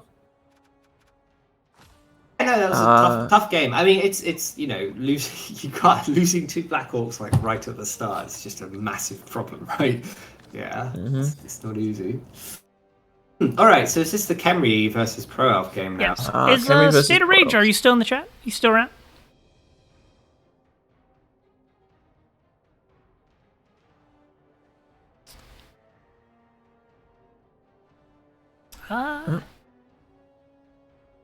We're looking at where we can see the Discord and everything as well. So Yeah. Let's see if I can send him. that's a secret mentor chat. No one's allowed to see that. I don't think they can see that. I can see We'll it. know the things I've said. You about two can mentees. see it, but they can't. God damn it! I forget I'm not watching bloody the stream. I'm watching the bloody Discord thing. Yeah, you're right. Stupid me. Shamba. Anyway, sorry. I just seeing there's what no secret Shamba took mentor a chat. There's no picture secret of. mentor chat. Go about your business. State of Rage, if you want in, I sent you a friend request. If you could accept that real quick, I'll get you in.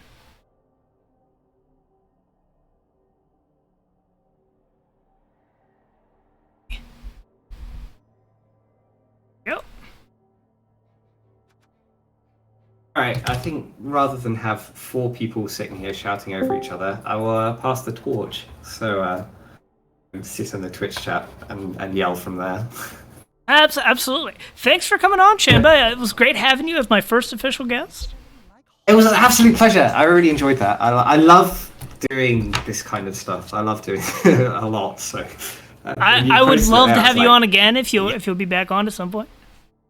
Yeah, sure. Why not? I have to work out dates, but I need to go find your stream Yeah. now because I don't actually know what your Twitch is.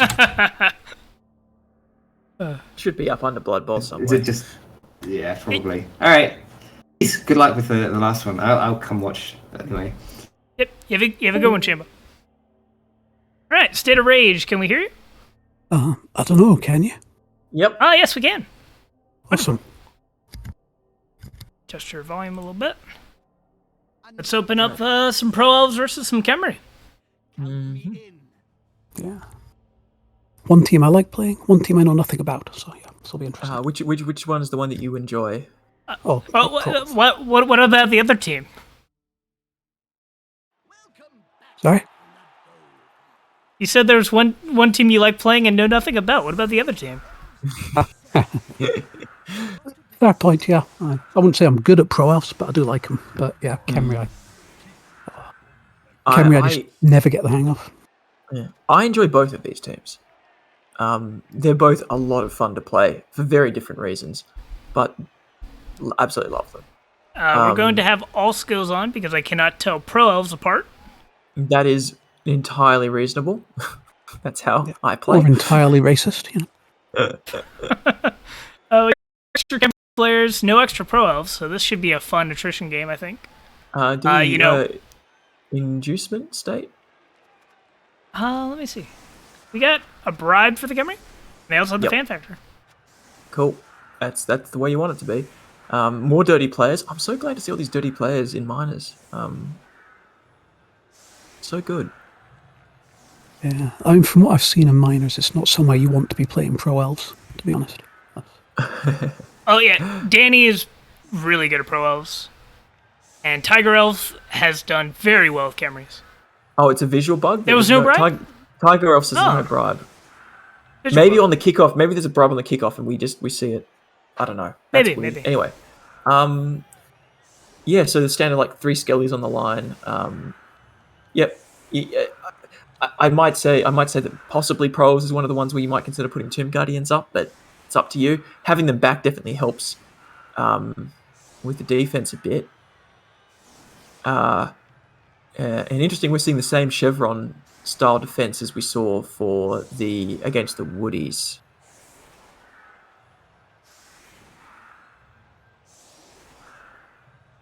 Yeah, I mean, it makes sense. I think it's what most people would do. I'm not convinced about splitting your front 3 if you're going to do that, because it does just make it that bit easier to make a gap up the middle. If you're gonna If split he them, wants to 2-turn, then yeah. It may have been a consideration about with guard to split them slightly, but you're right. I'm not sure. splitting them in Chevron makes it much easier to run up the middle, because you only have to take 1 punch to open a square. And the other ones can be pushes; they don't have to be knockdowns. I wonder how how you feel about. I personally, I'd probably put the Tomb Guardians.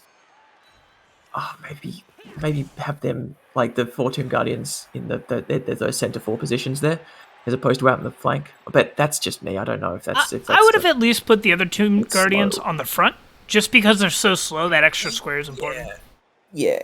I mean, you do. Then with the guard guy, if you don't put the Tomb Guardians on the outside, you're giving up 2D blitz on the outside, and again letting him. Wait, is this the if he feels playoff like game? it. Wait, do I have the wrong game? I might have the playoff game. 1 second, let me double check.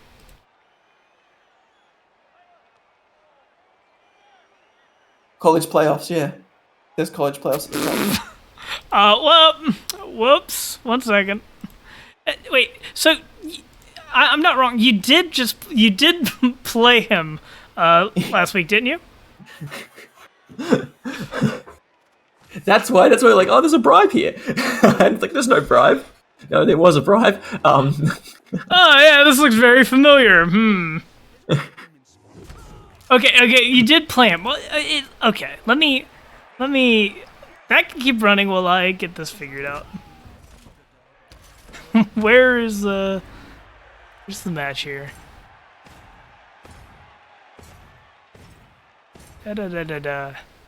Win. Basically, the weird thing for me was that. There you go. Wow. Okay, yeah, That's why. I completely just got the wrong one. Now I know why. Okay. Hilarious. Yeah.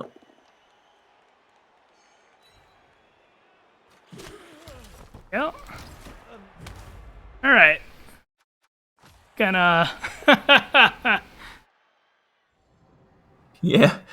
Fair enough. Good job. Good job, Tiger Elf. You won that game. Quick review.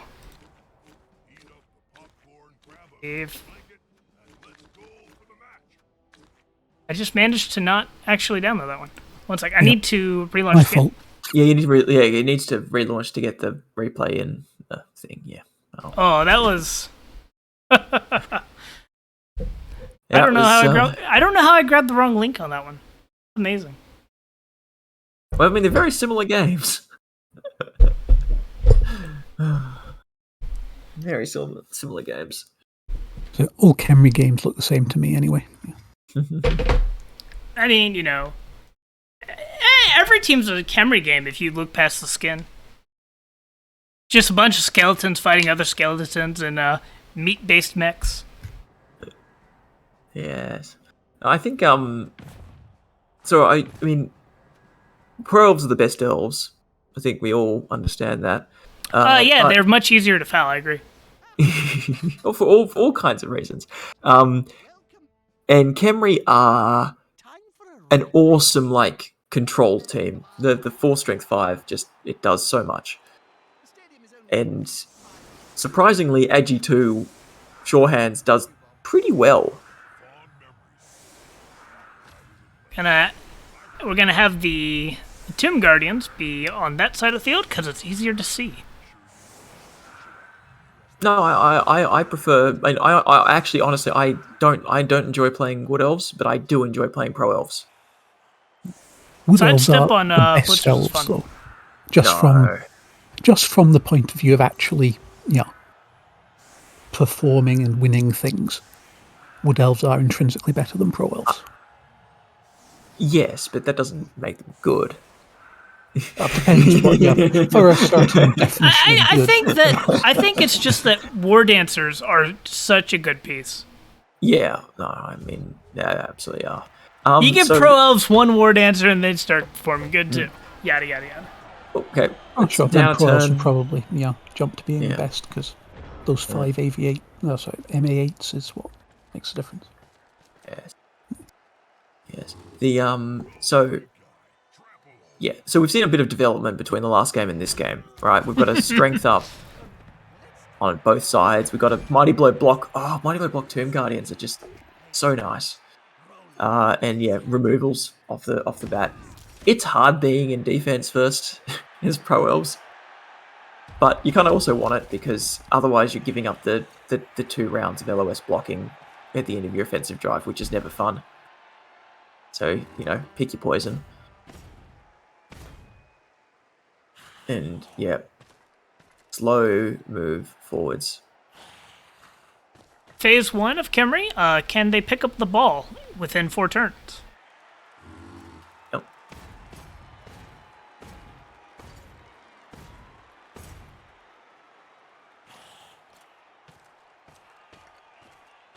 Yeah, interesting. This is going to be one of those games where the Khemri's animations are so much slower, we'll have plenty of time to talk about things. Oh, yeah. 100%. It just takes so long to go anywhere. All right, double 2, so no pickup there. That's okay. Nothing crazy, No, nothing crazy. As it goes. Yep, that's what you expect. And I think, I could have considered leaving this for later, this lineman, and just trying to walk around a little bit. I think that's a fair call. I don't hate the idea of just unbasing your strength, just making sure you're not based up the strength piece. They're dodging away. Going for a screen now. Fair enough. I think I think a little bit of aggression against Khemri is usually worthwhile, because if they fail to pick up the ball a second time, they're really going to be in a pickle if you had a couple players back here. Yeah, that, and also if you look at how far that throw ra is going to be able to get, it goes back 1, and then it's a movement 6, right? So 1. Movement 7 because it's got a movement up. Oh, you got a 1, movement 2, up. 3, 4, 5, 6, 7. Just be able to get right here without GFS. It's not very far in. Yeah, so you could actually have potentially done what the Wood Elves did and just go around and get in between. Yeah, I was expecting to see some sort of mid-screen. Yeah. Of a iron. Playing any kind of elf. He could have bashed through it, but I think that's one of the weaknesses of the Smiley defense, is you protect your players in the back, right? But you don't have much pressure on the sides. So you can't really use your elf speed or agility very well. Whereas if you set up just a little bit wider, it might expose 1 or 2 more players, but you're able to capitalize on this sort of failure to pick up the ball. Yeah. It is amazing how much slower they really did animate them slowly. I think he was teasing because I had paused to talk about the setup. Oh, right, fair enough. There's only one tackle on that whole Khemri team, isn't there? Don't know, but quite possibly. So. It's on the thrower. So this time gets it. Sakra.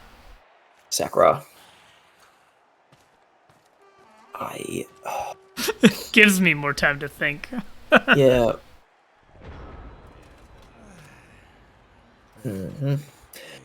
Yep, so imagine if we had an elf in the back there. I mean, we're going to put an elf back there now. I mean, better late than never. I still like this. Yep. You can bring your Oh, it's your cool. elves in between the Tomb Guardians and the Ball Carrier. Yep. You want to get a couple in there. Yep. Cutting the corners, Yep. nice. I like that a bit more. Yep. Okay. I don't hate that. That last one, not 100% on. Putting it next to the tackle piece, just because it's a piece that could just be easily hit. Or if it was free, then it, there has to be a blitz made. But all the same, now that's better though, because it's gonna be hard to get an assist to it. So yeah. Ooh, okay. I mean, hey, You this hit is one of our 2 kind of rerolls. bonus. Only 2 rerolls on the elves. I did not see that. Interesting. I tend to play 3 rerolls even with elves. I think that they used to. He I used used one one on on the turn turn 1 1 as well. blitz. Yeah, it makes sense. Yeah, okay, fair enough. But yeah, there you go. Look, see, elves are in the back, right, making that mid screen. It's a thing of beauty. I love it. Yeah, elves with 1 reroll though is still feel pretty cozy usually. Yeah. No, it is. It certainly is. But yeah, against all of this mighty blow, like you do need to be making moves. That's for sure. So, yes, that's unfortunate, isn't it? Cage was made. And now this is where we see the strength of the Khemri. They just kind of block up space on the pitch. And good luck getting through with the... I don't know why it seems so much easier with Khemri if it's just a strength 5, but the positioning just seems easier with Khemri. I don't know. It's hard to have a bad Ugh. screen when you have just strength 5 pieces forming it. Yeah. And it is the tricky thing, is that you really want to mark them, but you also really don't want to mark them. Particularly when you've already flattened so many elves. Oh, yeah. Already down 4 elves, yeah. Yeah, no, absolutely. It's a little bit early, but at this point, I imagine he's already thinking about keeping people alive for his shot at 1 turn. Okay, so it was a bait. Right. Good call. Yeah, I think putting the mid screen was good. I think it was a good idea, but I think bunching up too much was the weak point there. But fair enough. Ooh. And this is, like, we saw the Wood Elves do this and get away with it. Just lots and lots of dodging. Bit punished here, yeah, fair enough. Dodgeless, no dodge skills. So these naked 2+s are being punished. there were a fair few made on the Wood Elves as well, but it's kind of, this is what happens when you don't get away with it, basically. And good positioning, putting the tackle zones around everything. Making sure it's difficult for them. I mean, just to be fair, No, just luckier. Those Just luckier, dodges really. weren't wrong, given the situation. No. At this point, he has to start making those. Yeah. Or he has to give up on half. The pro elves are out of rerolls on going into turn 5. It's rough. Certainly did not go well, that's for sure. I mean, I can't say I would have, like, the general strategy, I would have done the same thing. I would have gone for that mid screen. I think the mid screen needs to be slightly more spread, and I probably would only have put one guy on the tackle piece, put him on the outside. So fine, maybe he gets mashed by the tackle guy, but nothing was coming around the end of that screen still. Yeah. It was the other end of the screen that was at risk. Yep. No, you're right. And here, I'm assuming that strength guy's just blitzing off the ground, right? Yeah. Good move. Yeah, 3+, 2+ into the blitz. I'm all about it. Onto the sideline. Yep. Smart. Don't know about the follow. Just because there's a chance you catch it, and then you've got to dodge. Yeah, You could not argue sure. guessing he for was going for doing the it. pickup here anyways. Yeah. That's what I I'm was guessing thinking, he was like- doing it to get the Strength sidestep four, onto sidestep, more of the bludge. possible places that it That's lands. true. Yeah. True. More sidestep on is, but yeah, fair call. That's a He's lot of dodge and hasn't skeletons used still, it, so, though. yeah. Yeah, it is. I think my thinking is more around that the when you base up with as an elf, you're giving up a block, and you generally want to have as few blocks. I think maybe happening as his call possible. is he wants to have the chance to sidestep onto that ball, bounce it out. Oh, okay. And that's what I would have Yeah. gone for, because that's your best chance of not conceding on this half, I think. Is Yeah, I think in this situation, I also understand why he stepped away from it though, was because there was a chance that. Oh, Oh God! Not Thanos. oh no! No, dead into dead. Like he max rolled it No. too. Look at that 6-4-6. Oh no, that's awful, man. okay, so this might be a short review. And well, this is part of I mean, honestly, I'm not even going to say this is part of Elf or Pro Elf life. It's just this happens to any team. It just happens to any team. And unfortunately, Blitz and into dead into dead. I mean, I've lost better players than that to dead into It's dead. a tale as old as time. A Blitz into Dead Apo Dead. Yep. It will Not as happen tragic to- as the Rock into Dead Apo Dead. Yeah, no, that's a particularly harsh Still one. rough. Still rough. Still very rough. But yeah, it happens.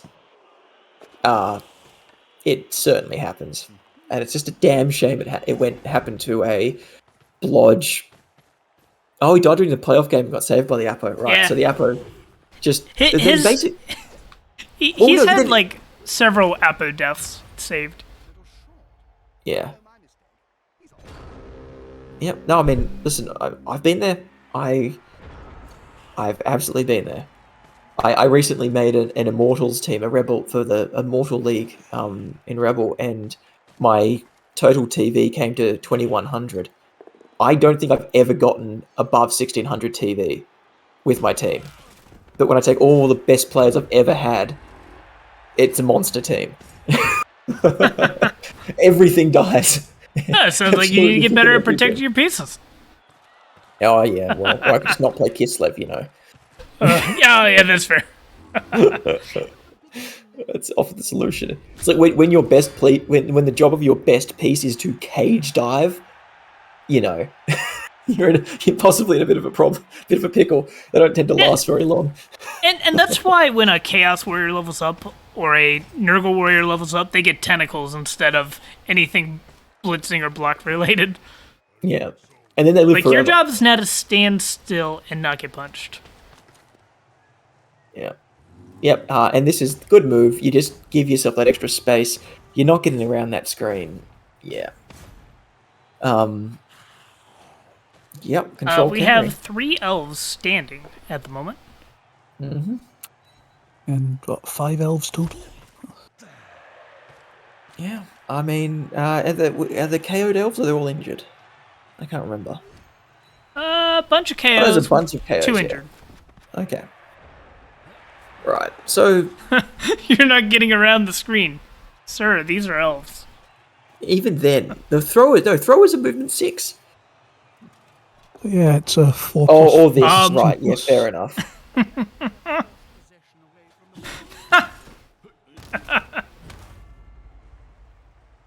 Oh. Yeah, exactly, Kawagiri. Who'd have thought that? I mean, What do you mean Yeah. they found my sacking gutter runner? Inconceivable. yeah. I mean, or more, yeah. The second gutter runner, or for me, it's like I 3+ cage dive with a leap, and then it's like, all right, well, we're gonna usually 1 die at best. Often there's guard, so sometimes it's worse than that. Sometimes I'm red dying for the sack, and then afterwards, Do you not have any wrestle guard to leap gets in with used it? in. Yeah, I do have guard to leap in with it, and that way I get to sacrifice my guard catches as well. Yeah. You might as well get it all done in one. Yeah. Yeah, that's usually how Ah, it you know goes. what they say. The blitzer goes Yeah. down with the team. Yeah. Oh, my blitzers, they're the ones that died. Yeah, they're Those catastrophic. last, like, 5 turns were really solid, really simple, straightforward Khemri play. Yep. Not really much to say, and the pros did their best to try to make something of it. Not really much Yep. to do when you only have 3 players. Yep. Not I stunned at think any given time, though. that's another thing to say about that last round of play is that it was absolutely just good, just good Yeah, standard. that was a good well second done. attempt. So the Yeah. interesting thing, I guess, is we half demonstrated how much Yeah. that thing we were saying at the start about the wider defense setup actually matters. Yes. Yeah. Because you change that right at the start, and that whole half changes. I agree, 100%. Because just so 'Cause, just pause you for a know, second. that That middle screen happens one turn earlier. It happens much stronger. If instead of a smiley face, right? So that's one setup is the orange. Say we had blue. Go something like couple here, couple here. Then you can still defend some players over here and then have 2 more players off to the side. That puts a lot of pressure on Khemri. Mhm. Something Yeah. roughly like the blue here. Yeah. No. It's, I'm with you on that. Makes sense to me. Here you go for the one turner with a sidestep piece. It's a lot of pushes, but you know, Yeah. you need 3 pushes on the catcher. Yeah, it hasn't been set up for though. Yeah, Yeah, no, but that's what you do, and with sidestep, it does make it easier. Yeah, the Pro F1 turn is probably the one I've come close to actually pulling off.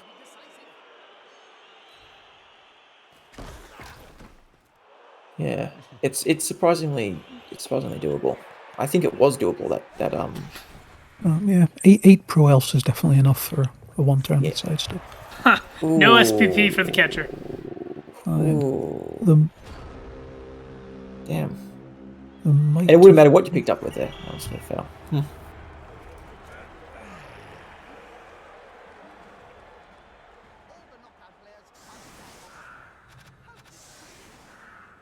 Babes do work. Only down 2 players. Got 9 against 11. Good. Not too bad. Now to see the Pro Elves use their speed and agility to go back. Chevron with the Tomb Guardians in front. I like it a lot better than the last game. It's almost like there's been a month of experience in between these games. Well, oddly enough, he's done exactly the opposite of last time. He's put the guys in the middle in tight, making the 2-turn harder, but he's put the Tomb Guardians on the front on the outside, making the outside 2-turn easier. So if the guy Yeah. wants to go for a 2-turn, Oh, if you don't want him yeah, to go this for a is 2-turn, you've got to do one or the other. Yeah. this is a solid defensive setup though. Fine. Now with the reset, sorry, Yeah. like this is perfect defense is painful. At the best of times, this is just like you don't get to block anything. Actually, forget it. This is- Do you ever take kick on Khemri? I've never taken it on Khemri, but I've not played enough Khemri to know. What do you all think? I'd say yes. Yes, you can absolutely take kick on Khemri. No, sorry, I suppose cut once that you've, shot there by getting a once fumble, you've but got enough dirty players, and then yeah, you can stick it on a skeleton, I guess. I mean, I don't think I'd put it anywhere else, but Maybe I later guess on like throw against out, other bash teams. Well, against bash teams, rather, you can kind of set up your Tomb Guardians a little bit better. Get like another turn or a half turn to get in position. Kick it deep or kick it shallow. I think against agility, it's probably a little lackluster.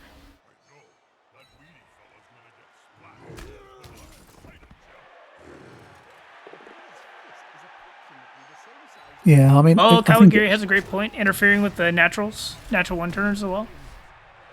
I don't hate it. 20k for a kick. I honestly don't hate that on most teams unless you have players that just have amazing access to skills, like Beastmen having access to strength and mutation.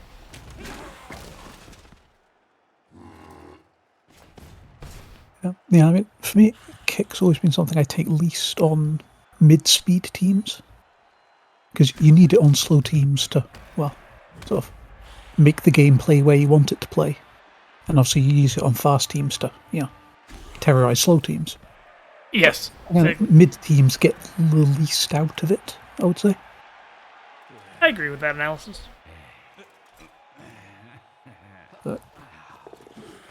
But yeah, so I haven't played much Khemri. I'd take kick on Khemri. I'd probably want my dirty player skeletons first, and maybe a bit of block and so on. Yeah, Natty is a natural one-turner. So like a movement 10 gutter runner with a sprint. Or Wood Elf Catcher. Wood Elf Catcher with sprint. Or with movement up, yeah.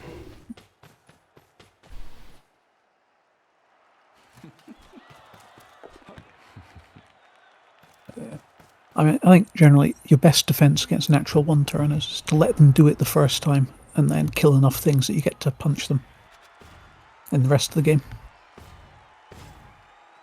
Yeah. If you can ever force a natural one-turner on the field, you can just try to do some community service and end its existence for everybody else.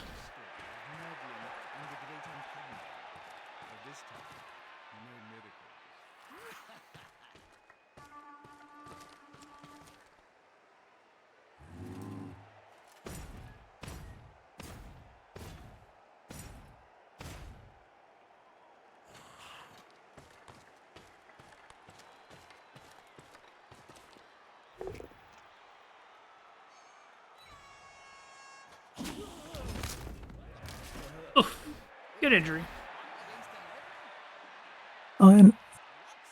This is looking pretty smooth for the Khemri, but he's doing the right thing as Pro Elves in dragging the Khemri into pockets around the pitch. I agree. And so, essentially, if you've only got 6 elves, then you're looking to split the Khemri into 6 different chunks, if at all possible. So there's got to be holes left somewhere that you can go and stand in. Yeah. And you see similar things done with Skaven against basically everyone. Absolutely, yeah. Because agility teams really excel in like the isolated pockets of action. Yeah, was that a misclick? No, I think he went for the pass. 4+? Maybe. That was a... there's no way, no defense for him over here, so I can see it. I just, sometimes it surprises me what's a 4+ with agility teams. Yeah, And accurate I'd on the probably thrower, been tempted to really dodge a play. couple of things. But, yeah. Blue leader, he only needed 4 to succeed on that. But then he had a 3-up catch as well. Nerves a steel catch. I was going to say Nerves a steel catch, you're right. That's a 2+ catch. With a reroll on both actions. That was a 75 into a 1 in 36. That's actually pretty good.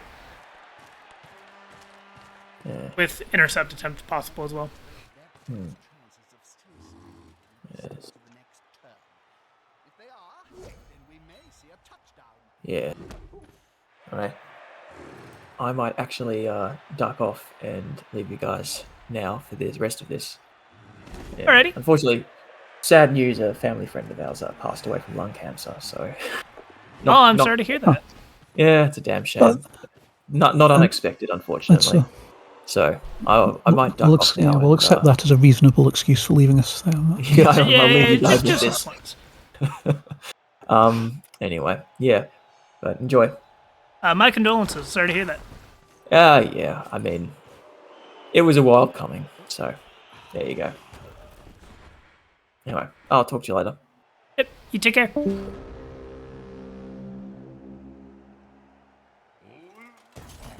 Yeah, I have a strong suspicion that not much exciting is going to happen in the rest of this round, unless the elves pull some miracles from somewhere. Spoiler warning, the score for this game was 1-2 for the pros, I thought. I'd love to know how they managed that. We're on turn 12, and I'm wondering how they get 2 points here. Unless the blitz on this sidestepper, is a double skull into a double skull, or a 1 in 9 into a 1 in 9. Then, surely he just runs this in here. Like, did I get the score wrong? Was there a visual bug? I thought the guy in chat said it was the same score as last time. Oh, wrong game, wrong score. Oh, okay, yeah. I'm thinking about the other one still. Yeah, I mean, I can see it being 2-1 to the Khemri if the Pro Elves get some players back and pull off some that makes much more shenanigans. sense. That makes much more sense.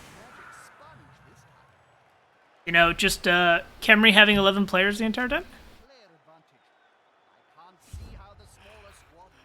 And presumably now as Pro Elves you have to 2-turn here. So. It has been a long stream. But you know what? I've had plenty of people to talk so that I'm not completely out of juice the entire time. That's been wonderful.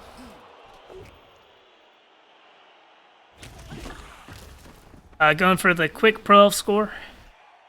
Punching through the chevron.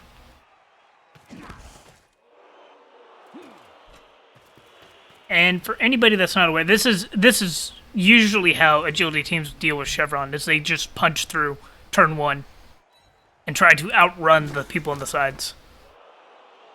He did take more punches than he needed to, I think. Because you really only need to punch one off the side, and then you've usually got a 2+ through. Which with this number of players you probably want to take to have enough through to actually... Also got a wrestle on one of the sides, so that makes it a little awkward as well. Actually, if you start with the wrestle one then, and get the wrestle, that's perfect, because you've created your 2+ dodge channel straight away. So yeah, I think this was the wrong square of pushes then. Yeah, he didn't set up very aggressively for the 2-turn. It was sort of a cautious 2-turn setup. So. Tiger Elf said he was aiming for punches more than stopping a score, which is completely reasonable. At this point, you're going to win the game. Get some SPP. Especially on characters that are harder to get it on. Your Tomb Guardians, your Blitzer. Yeah, I'm certainly now. If the first turn of that Elf 2-turn had gone well, then you're still theoretically at risk of 2-2 if he gets a Blitz on the next kickoff. But yeah, by this point...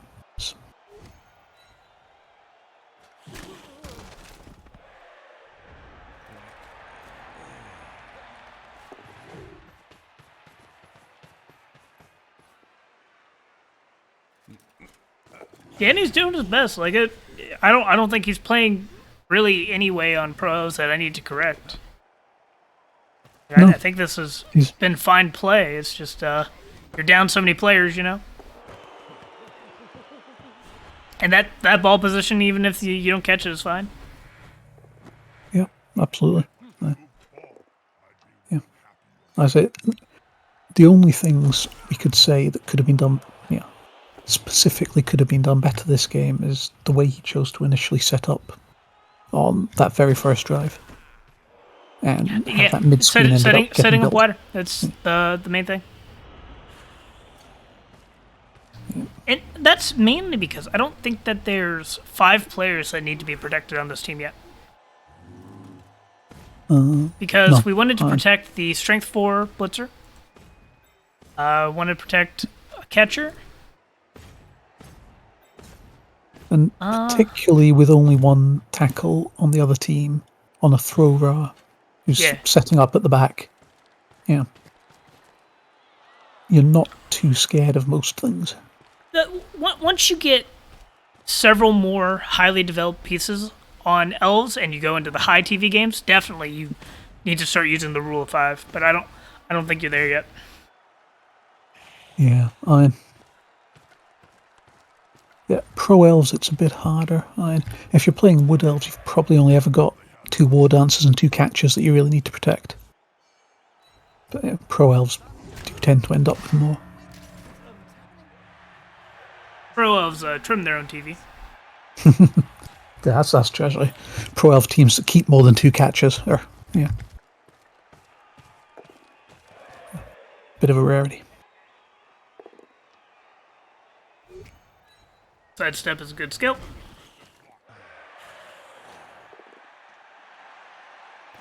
Or as most people call it, a pain in the ass. Yeah. Accurate. I know I played spins against a new coach, and I had 2 Amazons with sidestep. Like, oh, cool, I've never seen sidestep. How's that work? 2 turns later, I hate sidestep. Yeah. So, same as the first time a new bash coach meets Fend as well. Yeah. Or the first time anybody meets Stand Firm. True. Yeah.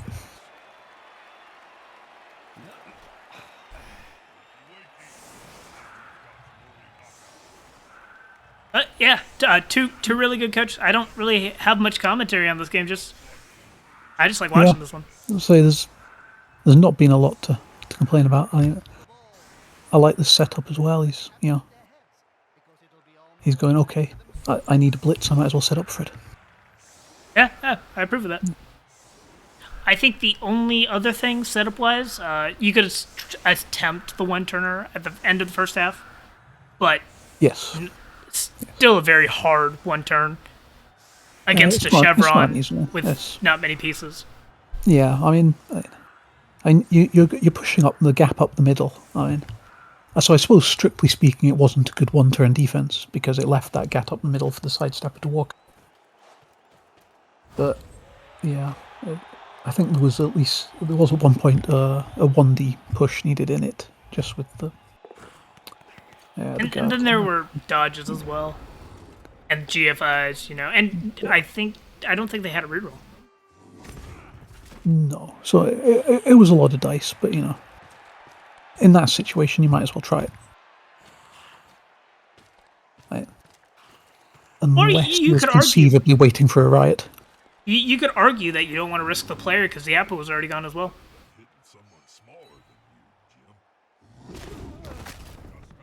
So if you're just trying to conserve the team at that point, it's completely understandable not to go for it.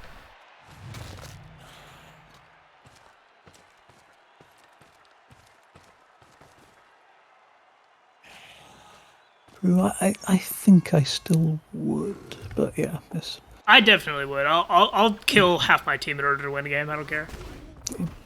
Well, that's the thing is, when you're playing elves, half your team may well die even if you don't win the game, so you might as well try and win it at the same time. Oh no, you're gonna get ageForge linemen with Loner. Elf linemen are really good.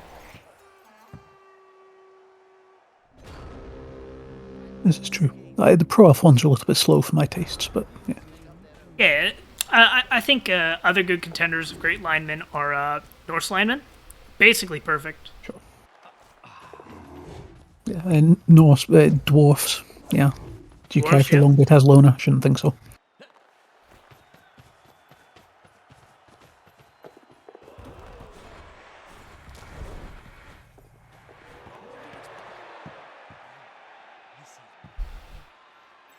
That's a little bold. It's a brave. Yeah, chasing one SPP to go and stand next to a blitzer and get it. It is the rookie catcher that he's already tried to get the SPP on. I don't actually. I don't blame him. I think I would have done the same. Fair enough. it's always one of those things, you're like, why is somebody doing this? Then you look at the SPP, it's like, 1 or 2 away. It's like, oh, why didn't you blitz with the Mighty Blow? Why'd you blitz with the rookie? He's on 4. You're efficient.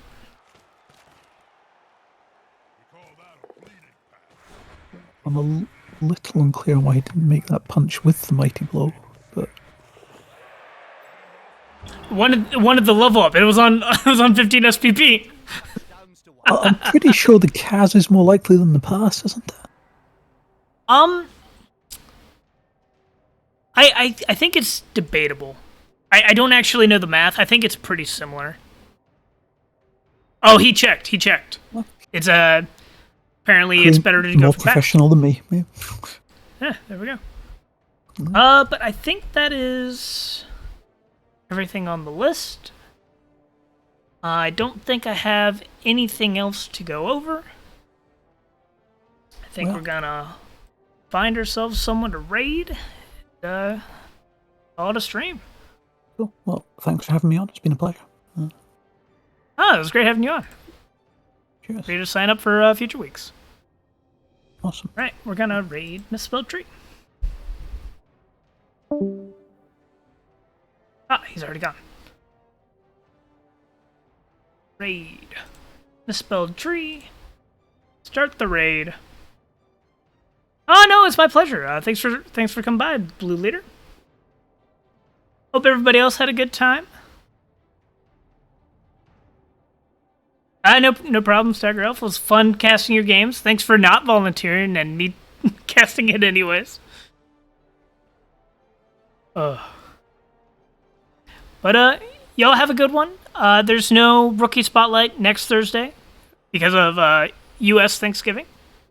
But the week after, we'll have some college games. We'll have some minor games. It'll be a lot of fun. Ooh, wonderful. I'll have to catch that replay. Y'all have a good one. The following riot was really quite wonderful. I don't think the raid went through. No, it did.